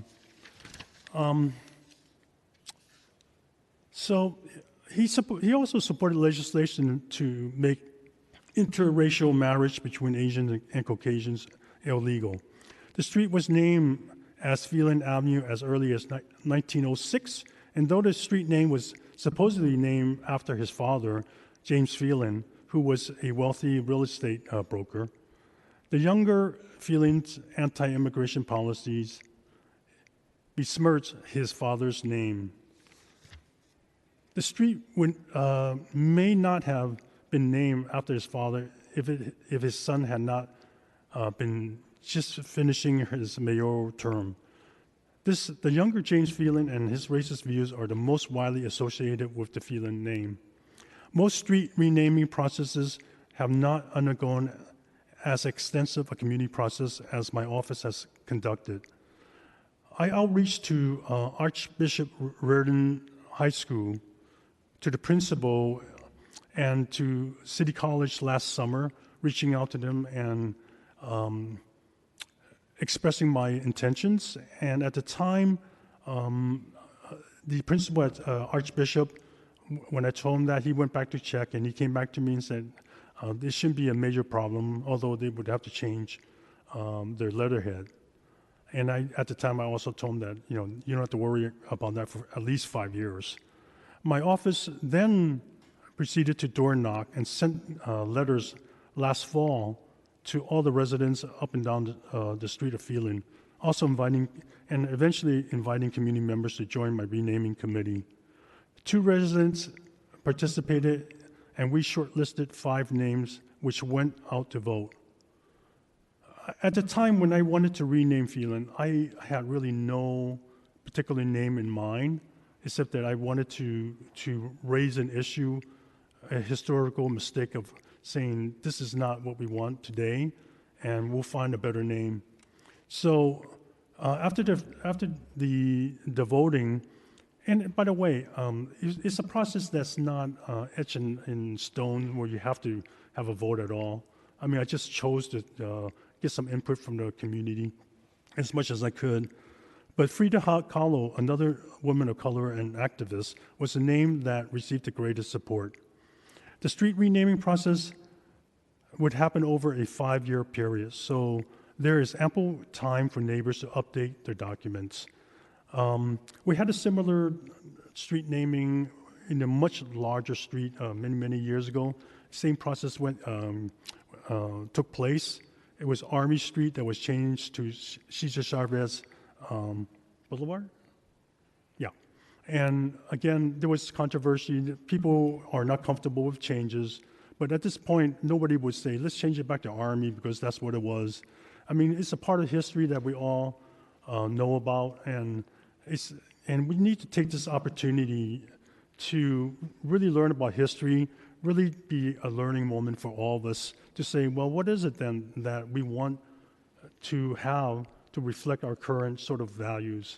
San Francisco is a city which prides itself in values of inclusion, tolerance, and respect for multicultural diversity. We will not tolerate exclusion, racism, and hatred in our communities. I want to thank my co-sponsors, Supervisor Ronan and Fiora, who worked with me on this. And colleagues, I really look forward to your support. I also want to thank the community members today for coming to speak, and I know there's quite several of them out there. And why don't I end with that and see if we can have, I think there's also somebody from, before I bring up the public, I'd like to ask Jeremy Spitz from the Government Affairs from the Public Works Department to kind of lay out, what the process really is so that we all understand it. Jeremy? Thank you, Supervisor Yee. Thank you, Supervisors. My name is Jeremy Spitz, Public Works Legislative Affairs. Supervisor Yee, you laid out the process fairly well. Essentially, when a street name change is proposed, Public Works goes through a process to contact city departments and also the property owners to let them know of the intentions. We've reached out to relevant city agencies, including the Department of Emergency Management and the Fire Department and others, and received no objections. We reached out to the fronting property owners on Phelan. Out of 23 fronting property owners, we received objections from 7, which is less than 50%. So Public Works does recommend moving forward with the proposed name change. As Supervisor Yee alluded, the process going forward is essentially the MTA would be asked to install street name signs that have Frida Kahlo Way in large letters and Phelan in small letters. Those would be up for 5 years, after which it would be replaced with Frida Kahlo Way. I'm available for any questions. Thank you. Any questions about this? Okay. I also, just for your information, have been in communication with City Assessor Carmen Chu, because for the owners of the property, they need to eventually change their deed of trust to reflect their new name. And she indicated that she's more than willing to help with that process as much as possible to make it as convenient as possible. So maybe right now, if there's no questions, I'd like to take public comments. Is that okay? So at this time, we'll open it for public comment on this item. If you'd like to speak, please do line up. I have a bunch of cards here. Oh, I'm so sorry. So let me Supervisor Yee. Yeah, Thank why you. don't we call up the speaker cards first? Deborah Fitzpatrick, Tien Pham, Bonnie White, Dong Hock Nguyen, Dr. Andrew Carrier. And I have some other cards, so I'll call you as soon as we dwindle down the line. So will this first speaker please come up? Deborah Fitzpatrick. Good afternoon. First, I would like to say that I've been a resident for 30 years on Phelan Avenue. I was interested, I have something written, but I was interested when you said he just claimed that he received 7 notices. The gentleman before. Jeremy? That's it, right. Out of 20 residents that declined. I never received a notice. All I received was after the fact of the names listed that would have already been listed, names that were, which one was Frida Kahlo. That was the first notice I ever received. So I would just like to say that. I would like to say that I, as a Hispanic woman, I admire Frida Kahlo's message through her artwork. But do I want a street that I live on named after Frida Kahlo? No, I do not. First, I feel that this has been a huge marketing ploy for City College. Because of the fact that they have Diego Rivera Theater, I feel Frida Kahlo's name has come up because to me it sounds like an advertisement. It has been, I read that City College has proposed a construction for a multi-million-dollar art center named after Diego Rivera as well, which would combine Frida Kahlo's name, and therefore that's why they would like Frida Kahlo's name listed on the street. Has nothing to do with Phelan's name. This is how I feel. However, my problem is that you're changing one name that you're saying is racist to another person who has a very controversial background. Frida Kahlo, we know, is a proponent of communism. Thank you. Thank you. Thank you for your comments.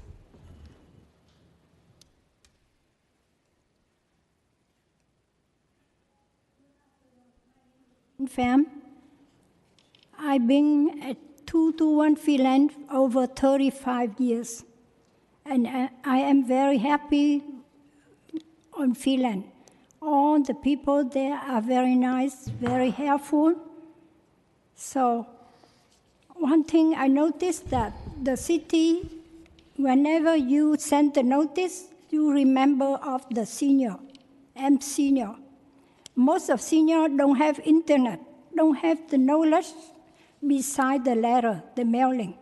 So when you say that you send the name, I would like to have the history of Phelan, history of Frida Kahlo, so we understand who they are and why you want to change the name. And my question is this a business issue or is this a background issue? So today, the first time I hear that you talk about the history of Phelan, and you talk a little bit about Frida Kahlo. So, but my thinking is, I wish that I oppose the change of the name. We've been there for a long time. We're very happy, and we wish that we live in peace under the Phelan name. And as I say, I oppose the change of name. And let us live in peace, because the change name will create a big stress for all of us. Thank you. Thank you. Good afternoon, supervisors. Andrew Currier, President, Archbishop Reardon High School. Archbishop Reardon High School serves a truly diverse population of students. On behalf of the students and over 50 residents who live at Archbishop Reardon High School, I wish to let the record show that our community takes issue with the process for how our street name is being changed, and we are opposed to any name changing without a fair process being put in place. The reason for why the street name is being changed is dishonest. More importantly, the voting process was arbitrary, unfair, and biased towards City College. Arbitrary in that weighting was unevenly distributed among stakeholder groups. Unfair in that our supervisor failed to explain the process and did next to nothing to inform Reardon and Phelan residents about how, why, when, and where the process was to take place. No explanation of the weighting was given. This process was biased towards City College because their representatives were the only ones who knew the details of the process at a March 2nd meeting that I called to gather information from Phelan residents and a City College representative. When I asked if the Phelan residents knew about the process or how to vote, not a single one of the 9 of 17 residents present knew how to vote. This is a serious error in process. I ask the Board of Supervisors to please have some oversight over these matters that violate the rights of the city citizens to a fair voting process. I have here 11 of 17 letters signed by residents rejecting the changing of the name of Phelan Avenue. That is a majority of 40% of the overall voting weighting according to Yee's process.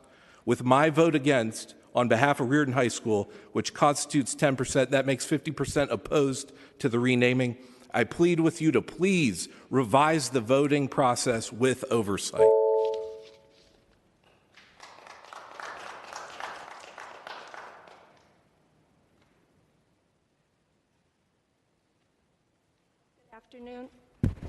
Good afternoon. My name is Bonnie White. I live at 326 Phelan Avenue. The only meeting that residents were invited to was a meeting of the renaming committee. My husband and I went to that meeting to oppose the name change. We were told flatly that it was a done deal because Phelan was a racist. I agree that racism and hate have no place here, but the objective at that meeting was to choose a name, and Frida Kahlo Way was already #1 on the list. Our street was actually named after the first James Phelan, an Irish immigrant who came to San Francisco and became a prosperous and wealthy businessman during the gold rush. Phelan Avenue dead ends into Flood Avenue. James Flood was a contemporary of the elder Phelan, so it's no mistake that their streets are together. Many of our street names reflect the history of San Francisco. James Phelan had a son also named James who was born and raised in San Francisco. He graduated from law school, became a businessman, and then he was elected mayor of San Francisco in 1897. This is the Phelan who advocated excluding immigrants from some politically adversarial countries. Mayor James Phelan worked to clean up the corruption that had taken over City Hall. He also was a strong advocate of public health. He was the president of the Red Cross, and he's responsible for securing the water rights to the Hetch Hetchy for all time. History is full of good and bad events, but it is still the history that makes our city what it is today. Frida Kahlo and her husband were members of the Mexican Communist Party. She was a feminist and an internationally recognized artist. She spent some time in San Francisco and other American cities, but she reportedly disliked American society and found Americans boring. Our history is full of good and bad, and we don't tolerate racism and hatred, but abolishing the name Phelan from our street is only erasing history and perpetuating hate. Phelan Avenue is named after an Irish immigrant, not a racist. We urge you to please reconsider renaming our street. Thank you. I'll call up a few more names so you can start lining up. Janie Skinner and Whitridge, Selena Santiago Cruz, and Beatrice Escobar. Come on up, Ms. Nguyen. Good afternoon, Supervisor. My name is Dung Nguyen. I'm living at the 201 Phelan since April 1984. We love the name of Phelan, and I think no reason to rename it because Frida Kahlo, she's a member of Mexican Communist Party. She's Mexican Communist Party, and we escaped from the communist country. We don't want any communist in this country. This country should be freedom. So, first of all, second thing, if you rename the name of Phelan, it is not convenient for us because we have a difficulty of the paperwork from banking, from DMV, from our engineering. So everything, the paperwork need to change. And please do not change the name of Phelan. We like to keep the name of Phelan.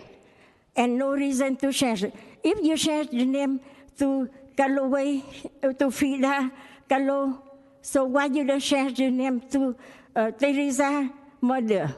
Because and as this to you, Teresa, I am Buddhist, I'm not Catholic, but she is the best one, I think so. Thank you so much. Bye. Thank you.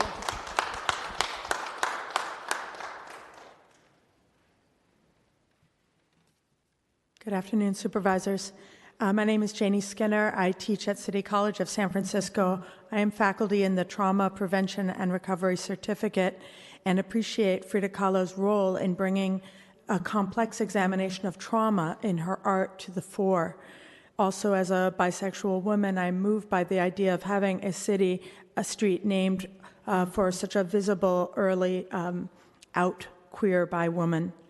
Her connection to San Francisco was significant starting in 1930 and then in 1940 as the Pan American Unity mural was painted by her husband, who she remarried here in San Francisco, Diego Rivera, and participated in the arts community here. I can say that San Francisco feels a connection to her right back. You just have to walk around to see Frida Kahlo on a t-shirt, on a bag, painted on a pair of sneakers. San Francisco loves Frida Kahlo. San Francisco has long been an internationalist city who has honored the struggle against oppression in many parts of the world. We have a Lech Walesa street for the Polish leader of Solidarity. We have a Tandang Sora street for the Filipino revolutionary. These San Francisco values, which we are sometimes mocked for, are our values. And they're very different values than those of James D. Phelan, the son of James Phelan, who supported Chinese Exclusion Act and other racist policies. I would be delighted to take the Frida Kahlo Way to the Diego Rivera mural and to Free City College and to the neighborhood of the Phelan residents. Thank you.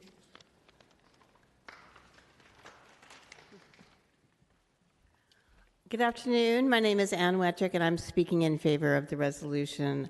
I teach currently at City College. To change the name of Phelan Avenue to Frida Kahlo Way is to take local action in step with the growing international movements, linking with those working to increase the representation of women in public office and public places, and linking to those standing up for peace and humanity against heightened xenophobia and racism. I am excited to speak up in support of this restorative initiative, tuned to the values of San Francisco today. Frida is a renowned Mexican artist with strong San Francisco ties. She is an iconic figure, internationally recognized. Her work was the first by any 20th century Mexican artist to be collected by a major international museum.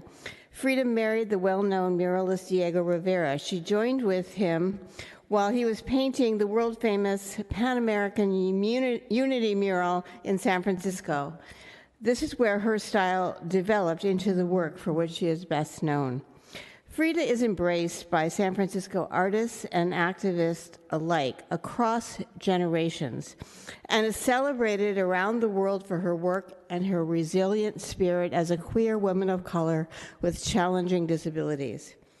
Rivera's Pan American Unity mural, prominently featuring Frida, was gifted to the City College and resides within the Ocean Campus, where it helped to seed the street renaming idea. The mural depicts a coming together across cultures to dream, make, learn, and work together beyond borders to create a world that respects diversity, cultivates human connection, industry, and innovation, while opposing threatening, repressive, and oppressive actions. The mural calls us to respond to this and to shape history.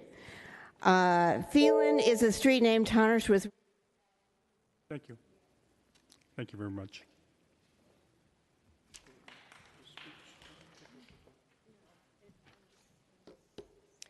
Hi, my name is Selena. Thank you for allowing me to speak in favor of renaming Phelan Avenue to Frida Kahlo Way.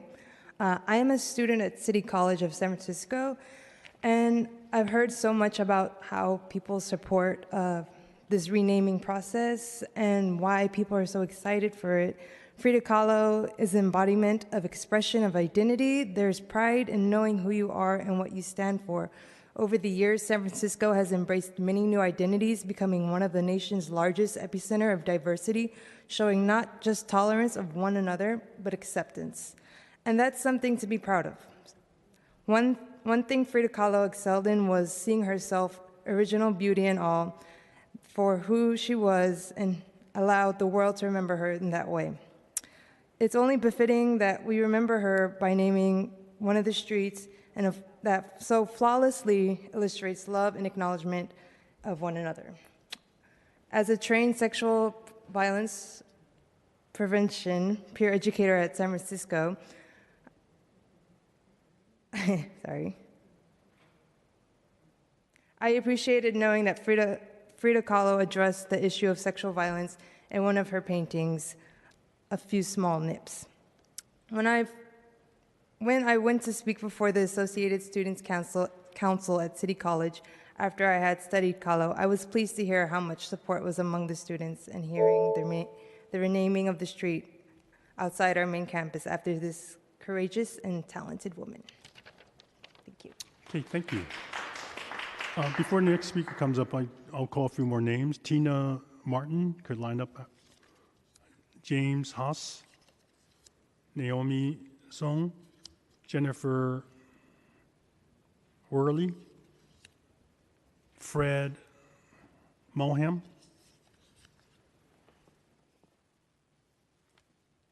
Hello. My name is Beatriz Escobar, and I'm here to speak in favor of the resolution.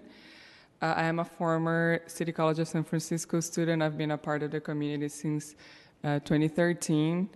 I finished my certificates in 2014, and now I'm pursuing a Master's of Fine Arts in California College of the Arts.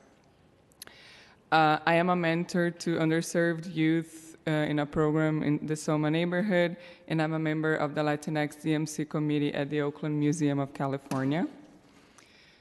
I am doing my MFA with a concentration in social practice in public forums. And from my research, as well from my personal experience, I know that the layout, the accessibility, and the naming of public space is critical in making people feel welcomed, feel validated, feel respected, and acknowledged in their identity and in their struggle. I believe this is an urgent matter, that our public spaces, our monuments, murals, and the names of our streets reflect the diversity of our local communities. It's an opportunity to show that we value the diversity in this city. It is a way to honor values that are so important for the City College of San Francisco and for the San Francisco communities. I speak here today more than just for myself, as I have been engaged in dialogue with students, former students, community members, staff, faculty, and their excitement and support for this measure is truly encouraging, and that's why I'm here. Thank you. Thank you. Is there Ann Wettrich? Is she still here? She left? Oh, I called your name already. Oh, you spoke already? Oh, okay. I'm sorry.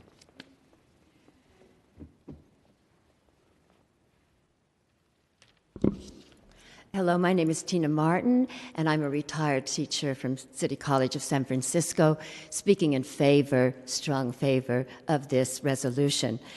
I've worked with the Diego Rivera mural of Pan American Unity, both as a teacher for 20 years of the time I was there, and also as the director of the Instruction for Improvement using the mural across the curriculum. And my students always had a great interest in Frida Kahlo, students of all races, all ages, thought she was a fascinating woman, and they felt that she enabled them in some way because of her being a woman of color, a woman of color, and a woman with a disability, in spite of which she created remarkable art. So I would like to show you a few things. Even though I'm retired, I'm still giving out handouts. And I think that the clerk is supposed to take these things. So I have 3 copies of letters to the editor in favor of the renaming by Frida Kahlo Way, and also the statue that's in front of our science building by Bufano. And also I would like to give these. Okay, I think there are 3. There you go, one more. Okay, thank you. And then I think what I'll do, I wanted to talk more about my students, but I think what I'll do is follow up with a part of a letter I wrote to the San Francisco Chronicle. There were 2 letters in favor of the renaming, and I want to read just part of mine, because on the anniversary of Martin Luther King Jr.'s assassination, Supervisor Norman Yee held a press conference to announce the Frida Kahlo Way was the overwhelming winner of a vote administered by his office in February and March to decide on a new name for Phelan Avenue. As Dominique Fracassa points out in City Insider, Frida Kahlo, as a woman of color who became a prolific artist in spite of a disability, is a fitting contrast to the Phelan racist legacy. Okay, thank you. Thank you.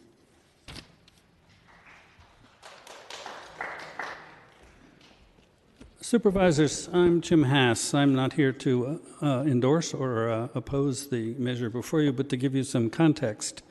From 1870 to 1940, the overwhelming opinion of Californians and San Franciscans was hostile to Asians.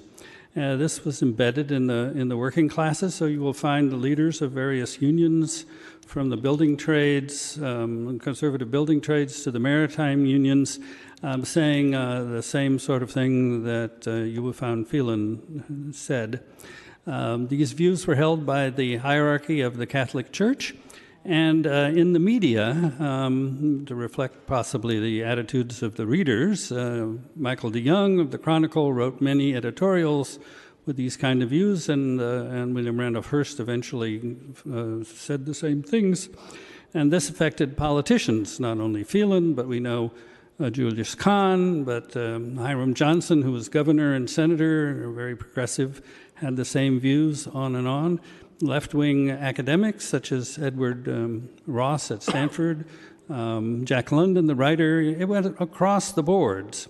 The point I want to make is that dealing with these streets and names one-on-one takes the energy away from portraying the shameful past, which was so pervasive, of the city and the state regarding Chinese and Japanese, later Japanese inhabitants of California and San Francisco.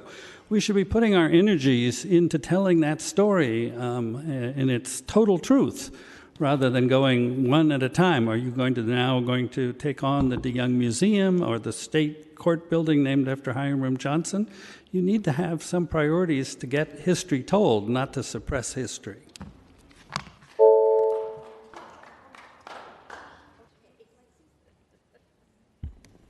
Good afternoon, supervisors. My name is Jenny Worley. I'm the president of City College Faculty Union, AFT 2121. And I wanted to let you know that our faculty is united in support of this measure. We're united with our administration and with our 60,000 plus students and our staff. We all want the name of Phelan Avenue changed to Frida Kahlo Way. We are very proud of our Diego Rivera mural, and it will be soon on display at the MoMA, after which it will be housed in our Performing Arts Center, which will be on Frida Kahlo Way. I want to also point out that City College, of our 60,000 students, 15,000 of those students every day coming up Frida Kahlo Way are Latino students who deserve to see themselves reflected in the name of the street that their school is on, in the name of a famous female artist, perhaps the best known female artist in history. And I'd also want to point out that only 20% of San Francisco streets are named for women, according to the Feminist Mapping Project. And this would at least bring that up to 20% plus one. So please support this measure. Thank you.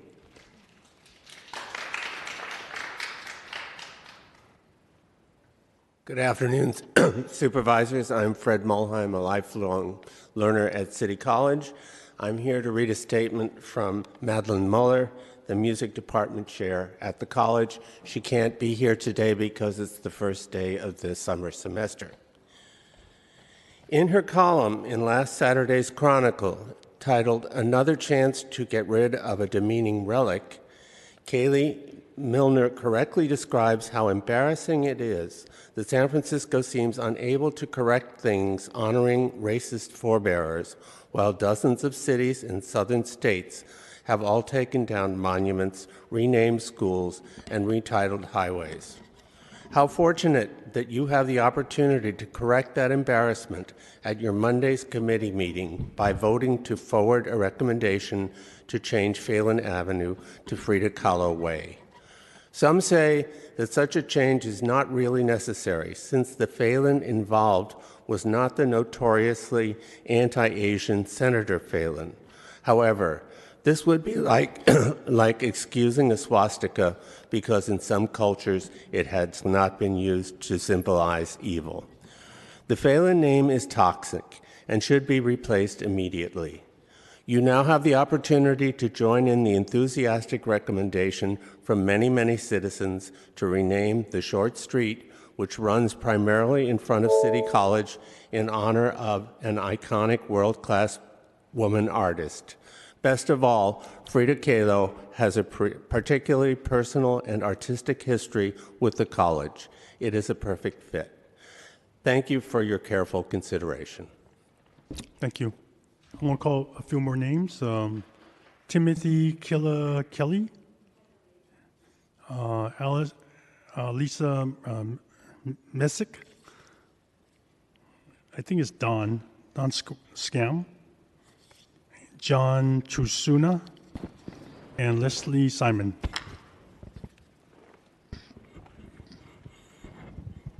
Hello. My name is Noemi Stone.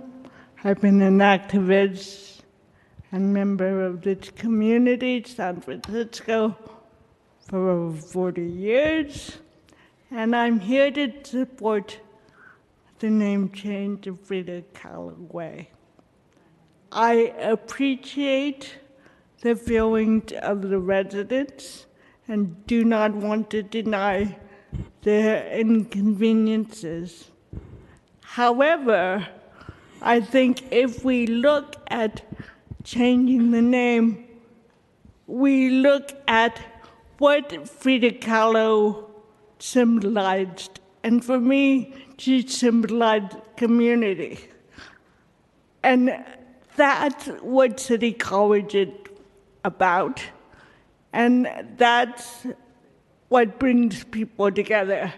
I am in favor of Frida Kahlo Way for what she represents as a woman of color myself with a disability and an immigrant. I think having a name of someone so world-renowned in our city is a beautiful thing.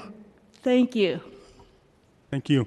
I see that there were a few more members of the public that wanted to speak and didn't turn in their cards. It's okay. For the rest of you, go ahead and line up. My name is Don Sean. I'm a 41-year resident of San Francisco. I'm here in support of Normandy Resolution, renaming Phelan Avenue to Frida Kahlo Way. This is what the March for Equality for Women and Social Justice looks like. Social change does not happen in large strokes. Federal civil rights laws, for example. More commonly, social change movements happen through countless seemingly lesser issues that people stand up and strive for, such as starting to rename our city streets for our many accomplished women.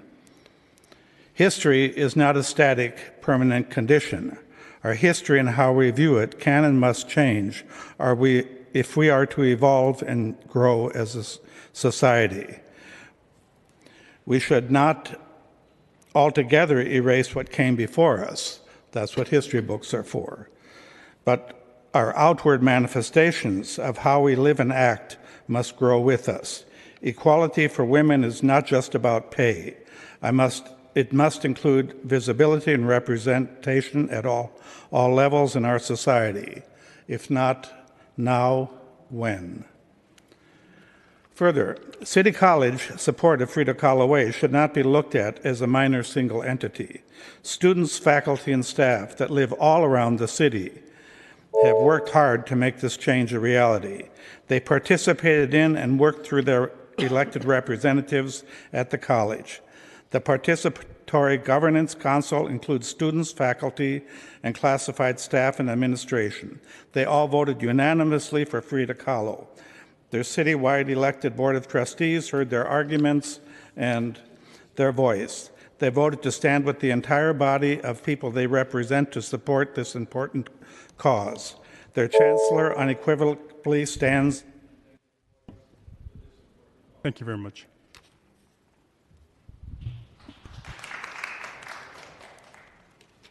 Good afternoon, Supervisors. I'm John Tresvenia.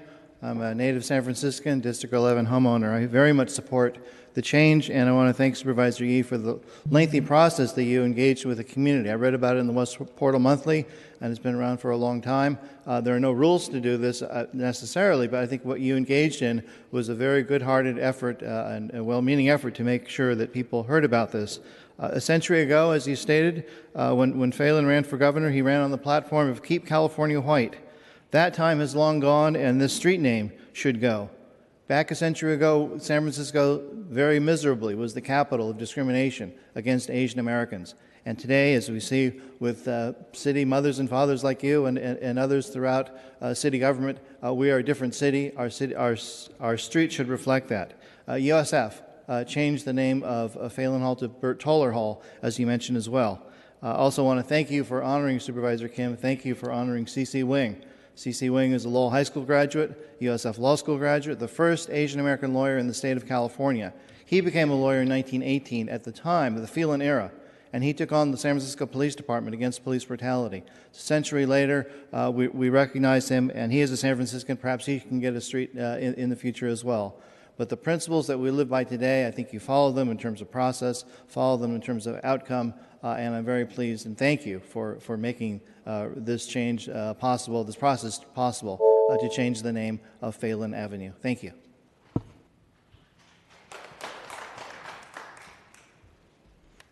Supervisors, hello. My name is Elisa Messer. I'm faculty at City College of San Francisco, and I work with AFT 2121, our faculty union. Let's get real. This city and this nation have a whole mess of things named after white men who have been gone for a long time. It's a fact. Some of them surely are deserving of those honors. Probably not all of them. Most of them likely were men of their times. Presumably, most of them were imperfect in some ways. But this particular street is named after a particularly imperfect person. Whether or not we are talking about the father or the son, we are talking about a family, and we're talking about a mayor who got his father's name on a street. I'm not proud to work on that street, and I really want to commend Supervisor Norman Yee for having the wherewithal to say, you know what, we don't want City College to be on this street, and in fact, we don't want this street this street name in our neighborhood. And I know that is potentially an unpopular decision, but he was very clear that we didn't want this kind of anti-Asian racism memorialized and honored in the district. And I have a lot of respect for that. What we don't have in this city and in this nation are a whole lot of streets that are named after women of color, after Mexicans, after artists, after disabled folks, after social justice warriors, after bisexual folks, after feminist icons. And this is an opportunity to do this. Frida Kahlo, though she was not a longtime San Francisco resident, was marked by San Francisco. I believe she and Diego Rivera were married in this very building. And San Francisco left an indelible mark on her art. And thank you.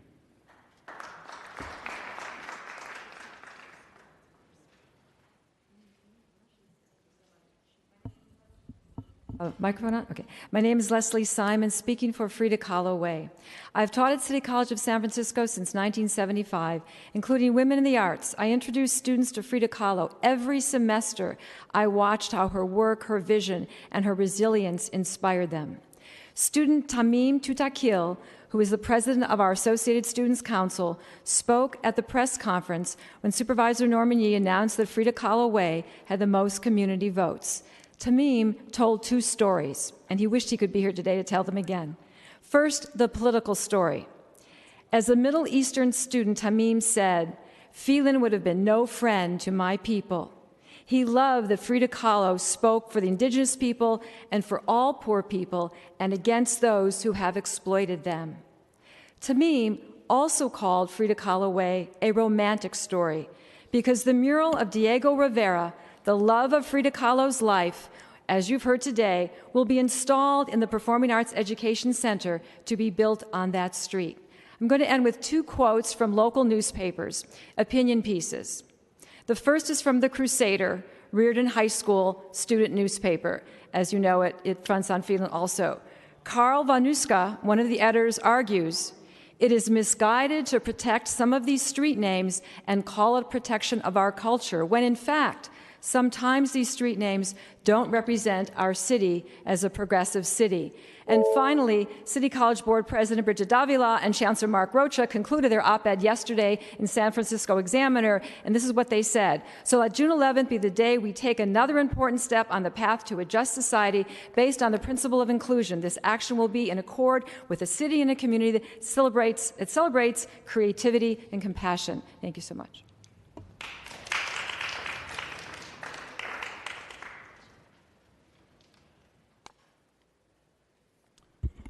My name is Robert White.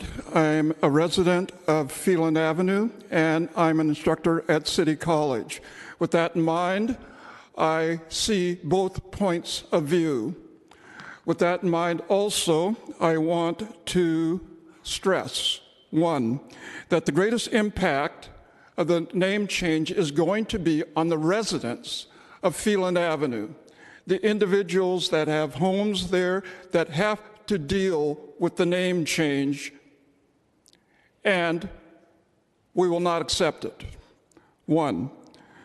Number 2, what June has asked for and what the residents are asking for is that the biographies of the Phelans and whoever the name change goes to be made public record, accessible to everyone that is involved in making the decisions about the name change, so that the facts are evident.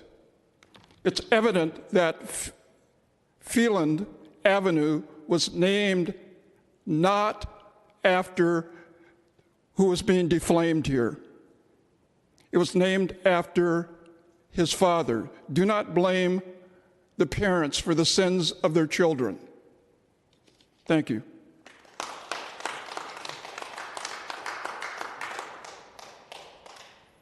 Good afternoon. Frida Kahlo, an artist, lived with a lot of pain, a lot of physical and emotional pain. And through that pain, she was able to, and the pain of an artist, pain of a human being, through the pain, she was able to convey the beauty of what it is to be human in all its imperfection. And if you want to know the values of a place, look at who the streets and the monuments are named after. In the words of James Baldwin, and I think it's befitting that Frida Kahlo is honored in this way, and to quote the words of James Baldwin, who said, "Only an artist can tell, and only artists have told, since we have heard of man, what it is like for anyone who gets to this planet to survive it, what it is like to die or to have somebody die, what it's like to fear death, what it's like to fear, what it's like to love, and what it's like to be glad. Hymns don't do this. Churches really can't do this. The trouble is that only the artist, and only the artist alone, can do it." Thank you. Thank you. Any other public comments at this moment? Seeing none, then Supervisor Kim, would you like to close public comments? So at this time, we will close public comment for item number 4. Let me make a couple of remarks here. First of all, again, did you want to make? Okay, I didn't. When I called you, you didn't stand up. Can we open it back up for him? We have to take a motion to reconvene or to open up public comment again, and so can we do that without objection? You can do that without objection. There's a mic over there. Great, thank you. My name's Paul Fitzpatrick. I live on Phelan Avenue for 30 years, and I'm opposing the name changing. And one of the things I was thinking about was the Irish immigrant that Phelan was. And the Chinese immigrants. Well, the Chinese and the Irish worked a lot together to build this country and the railroad. So, for them to be fighting over this and want to change because of that, I don't feel that it's appropriate. Also, I'm a student at City College for the last 10 years, and this lady saying everybody agrees that they're against it, to vote for Frida, the name, which is not true. There is no vote there for all the students to vote for this. So I'm totally in disagreement with that. Thank you for listening. Thank you. Now I think there's no more public comments, Supervisor Kim. Great, so public comment will now truly be closed for item number 4. Thank you very much. Once again, I want to thank the public for coming here. And I truly want to acknowledge that for those living on Phelan, it will be inconvenience. Although we're going to try our best to mitigate as much of that as possible. I want to say that this whole process for me started about 3 or 4 years ago when we started looking at the Unity Plaza that's down on Ocean and Phelan, and there was a community attempt to go through a process to choose a name. They eventually chose Unity Plaza, and then they created the bus loop there, and which MTA kept on in the beginning kept on calling it Phelan Loop, and at that point the community at large sort of pointed out what the Phelan name represented. And when I did the research, I said, geez, we shouldn't call it the Phelan Loop, and MTA agreed and eventually called it the Ocean Avenue Loop. And so this process for me was several years old, and it came up again, it popped up again mainly because of what the USF students were able to point out. And I said, something, if the USF is going to be brave enough to take this on, then I should step up myself. And, history is history, and nobody's trying to sweep history under the rug. In fact, the gentleman, Haas, they came up and talked about, well, we should make this sort of a more one big thing, big learning moment. And in fact, if I didn't bring this up, we wouldn't have this discussion, so it is a learning moment. I appreciate the people that actually participated in the renaming committee, even though it was set up for a short time. And again, I have no sort of pathway. There wasn't no process, official process. Basically, the process is I submit a resolution, change the name, and that's all I had to do. Instead, I wanted to get some input from the community at the time. In fact, and I said earlier that I really had no particular name. I wanted to name it. And when the committee met, we came up with actually 5 names, and I thought they were pretty good suggestions. Thelma Johnson Street was one. The Native Americans that were living or around that area at the time before people took, the Western world sort of took it over, were the Muwekma Along tribe. And then I suggested a personal favorite of mine. I didn't push it. I just said, let's put it out there. Kim Lai, who's a historian, that most Asian Americans would know his name. And then somebody suggested Freedom Way. And then Frida Kahlo was the 5th name that was put out there. And to the, I guess the statement that it was a done deal, I'm not going to change anybody's mind, but you think it's a done deal, it's a done deal. For me, it was not. I was going through my process. When I spoke to City College, they said, something, we've been also thinking about this for a while, and this is what we've come up with. And let's just do it that way. And if you talk to any of the people at City College, I said, time out. No. This is, you don't get the last say. I just want to put it out there, make sure everybody knows that we're doing this. And whether the issue of somebody saying it's a business issue, I have no idea. At least that was not my intent. My intent is very clear. I'm been clear all along. And I'm sorry for Reardon that my outreach to the school, I did it with the principal there early on. We invited the school to be part of the renaming council, and there was no response, and so I didn't know what to make of it. And as I was talking to the president on the phone one day, I tried to explain that. It's one thing for me to just invite.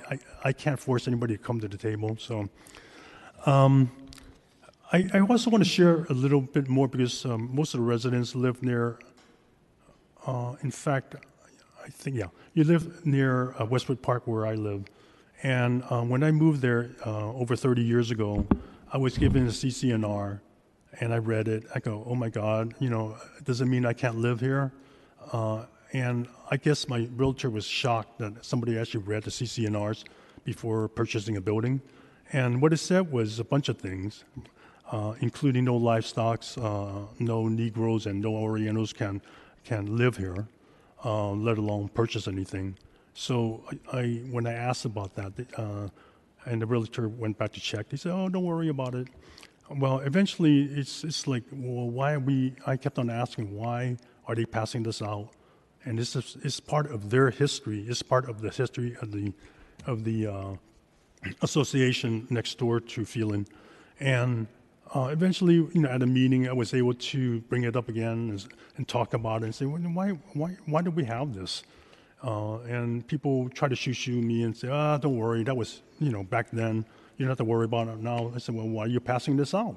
Don't worry about it. Don't worry about it. And so I kept on saying, I was very persistent because my kids were at the age where they're going to ask questions, and I share a lot of things with them, and I don't want to sit here and say, I did nothing to prevent this.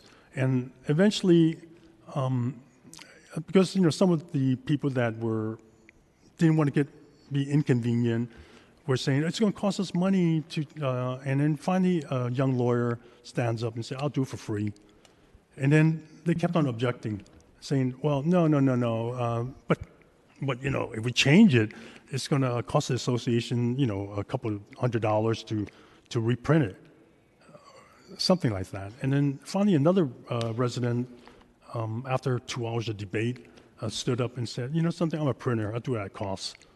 And it's only after that, people claiming inconvenience and so forth, that I was able to get them to change the language to reflect what was more of the values of the day 30 years ago. So again, I acknowledge that there's going to be inconvenience. I try to do my best to lay out a process for us to have some input, having no really template to go on. And when we take a vote, I don't know what's going to happen today, but if it turns positive where this resolution or this legislation go through, I will work with the community, whether it's the residents or Reardon High, with any of the inconvenience, and try to help you as much as possible with that. That's my commitment, and hopefully you will understand, as much as it's inconvenient for you, what my intentions are, and that it's not about a business issue. I have no idea what's that about. It's not about trying to say, Chinese fighting. Nobody ever said Chinese fighting the Irish. I'm sorry, that's a little bizarre to me. So I'll just leave it at that. Thank you, Supervisor Yee. I'd like to add my name as a co-sponsor to this item. And, I think the dialogue that we heard today really resembles the national dialogue around the removal of the Confederate statues. And And we heard it during the debate about removing the statue in front of the main library. You know, there's a whole dialogue about how to make sure that we remember our history. But I think the mayor of New Orleans, Mayor Landrieu, really hit it on the nail when he said that we must distinguish remembrance and reverence of history. And when we name streets and we put up monuments of individuals and names, it is not just remembering the history, it is also a sign of reverence for who they are, what they stood for, their leadership and their actions. And in that name is, you know, some of the flaws and tragedies of our history. And we should never wipe that away. In fact, if we ever do, we will never learn from them. And it's important for us to document that history and to continue to talk about it and not take any of that history for granted, because it is a part of what is the making of this nation. But we still live with the consequences of those decisions, the pain that followed. And to remember that during this time, that the Chinese Exclusion Act was more than just the Chinese Exclusion Act. And the statement of keeping California white and San Francisco white is a lot more than just a statement. There were death, there was terror, there was enslavement that also followed with that racism. And we should definitely remember that history. I don't ever want to forget that. We should continue to study it, to teach it at City College, to teach it in our universities and schools. But we don't have to name our streets after these individuals. And so I want to strongly support Supervisor Yee, your leadership. I appreciate the time and process that you took upon yourself to rename this very big street, actually. I've done a couple of street renamings, and they've been very small alleyways or singular blocks. And so this is a big task. And yes, it will certainly be an inconvenience for those businesses and residents on that block. But this street is a street for more than just the people that live there. Many people walk down the street. They take the bus down the street. They see the street on the map. They look for the street. And this particular street is a major boulevard here in San Francisco. And it honors an individual and a family that reminds us of some of the mistakes and flaws that are part of our city's history. I have, to be honest, similar to Supervisor Yee, perhaps less feelings about who we rename Phelan for. I think Frida Kahlo is a great individual for us to pick. And we can talk about how no one is perfect, right? No one is perfect. But for the countless flawed white men that we have named our streets after, there are countless women and people of color with flaws whose names are not on our streets. And the comment about the percentage of our streets named after women is particularly striking for me. We are not 20% of our history. That is, we are at minimum 50% of what has built this great city and this great community. And we have a long ways to go to get to a place where we get to parity. And so, again, it is not just thinking about who we are honoring, but who we are not honoring by not renaming our streets. There are countless women and people of color who have significant contributions to San Francisco's histories, whose name are not on any of our streets. And so as we say yes to one person, it's always a no to another. And so I think that that is just both sides of that dialogue. But we cannot remember what, again, to go back to Mayor Landrieu's speech, a fictional and sanitized history of San Francisco. We must acknowledge the history that occurred and act accordingly. And so Frida Kahlo, while not a San Franciscan, certainly has deep ties to the city. I actually got to visit her home in Mexico City last summer, and I was actually really pleasantly surprised by how much of San Francisco was part of that home. It talked a lot about her trips and her connections to the city. And as a San Franciscan, it made me very proud that the city was such an important part of her life. And while there are probably countless women of color that we could have considered for the street, I think given the presence of her husband on the main campus through the beautiful mural work that he did for City College, this is I'm happy to support the renaming to Frida Kahlo Way. And again, want to thank Supervisor Yee because this is no small task to take on. So thank you for your work in doing all of the outreach and engaging in a community engagement process to come to this final conclusion, and I look forward to supporting this at the full board. And so I will be making a motion to move this forward with recommendation to the full board. But before we do that, I want to take comments from Supervisor Safai. Thank you. Thank you. Thank you, everyone, for coming out today. I was listening to all your comments on the, we've closed public comments, sir. So, but I just wanted to say that I think that what better place, thank you, Supervisor Yee, for your leadership, what better place to have this kind of discussion than in front of the largest community college in the entire area, I think in the entire California. And so I really appreciate this conversation happening and the fact that the students have been involved, the surrounding school has been involved, the neighborhood, and then there was a community process for this discussion. I too also agree that history is very important, and I think that it's pretty obvious. I know that there's some that have pointed out that this was named for senior and not junior, but it's very clear that there's no way that this street would be named if not for the former mayor and U.S. senator that had the power, the authority, and the ability to move something like this through to name this after his father. Both were part of a history that was particularly involved in institutional racism, that were particularly involved in acting and codifying and behaving in an extremely exclusive and racist way toward a segment of our population that has been an important part of our history. So this is not the scrubbing of history. This is actually writing history that should never have taken place in the first place. I mean, I personally believe if not for that political connection, the street would never have been named for the father. He might have been a philanthropist and might have been involved in other things, but at the end of the day, that is what we do. We update, cities evolve, they're constantly growing, they're constantly reflecting, and they're constantly making positive change. And I see this as a positive change. So I appreciate your leadership on this and would love to be added as a sponsor as well. Thank you. And so we have a motion on the floor. Yes, we do have a motion on the floor. And do we have a second? I second that We have wholeheartedly. We have a motion and a wholehearted second, and we can do that without objection. I want to thank the members of the public for coming out to speak on this item. And Madam Clerk, are there any other items before this board? There's no further business. Meeting is adjourned. Thank you very much. We close public comment, and so there's no public comment once we close it.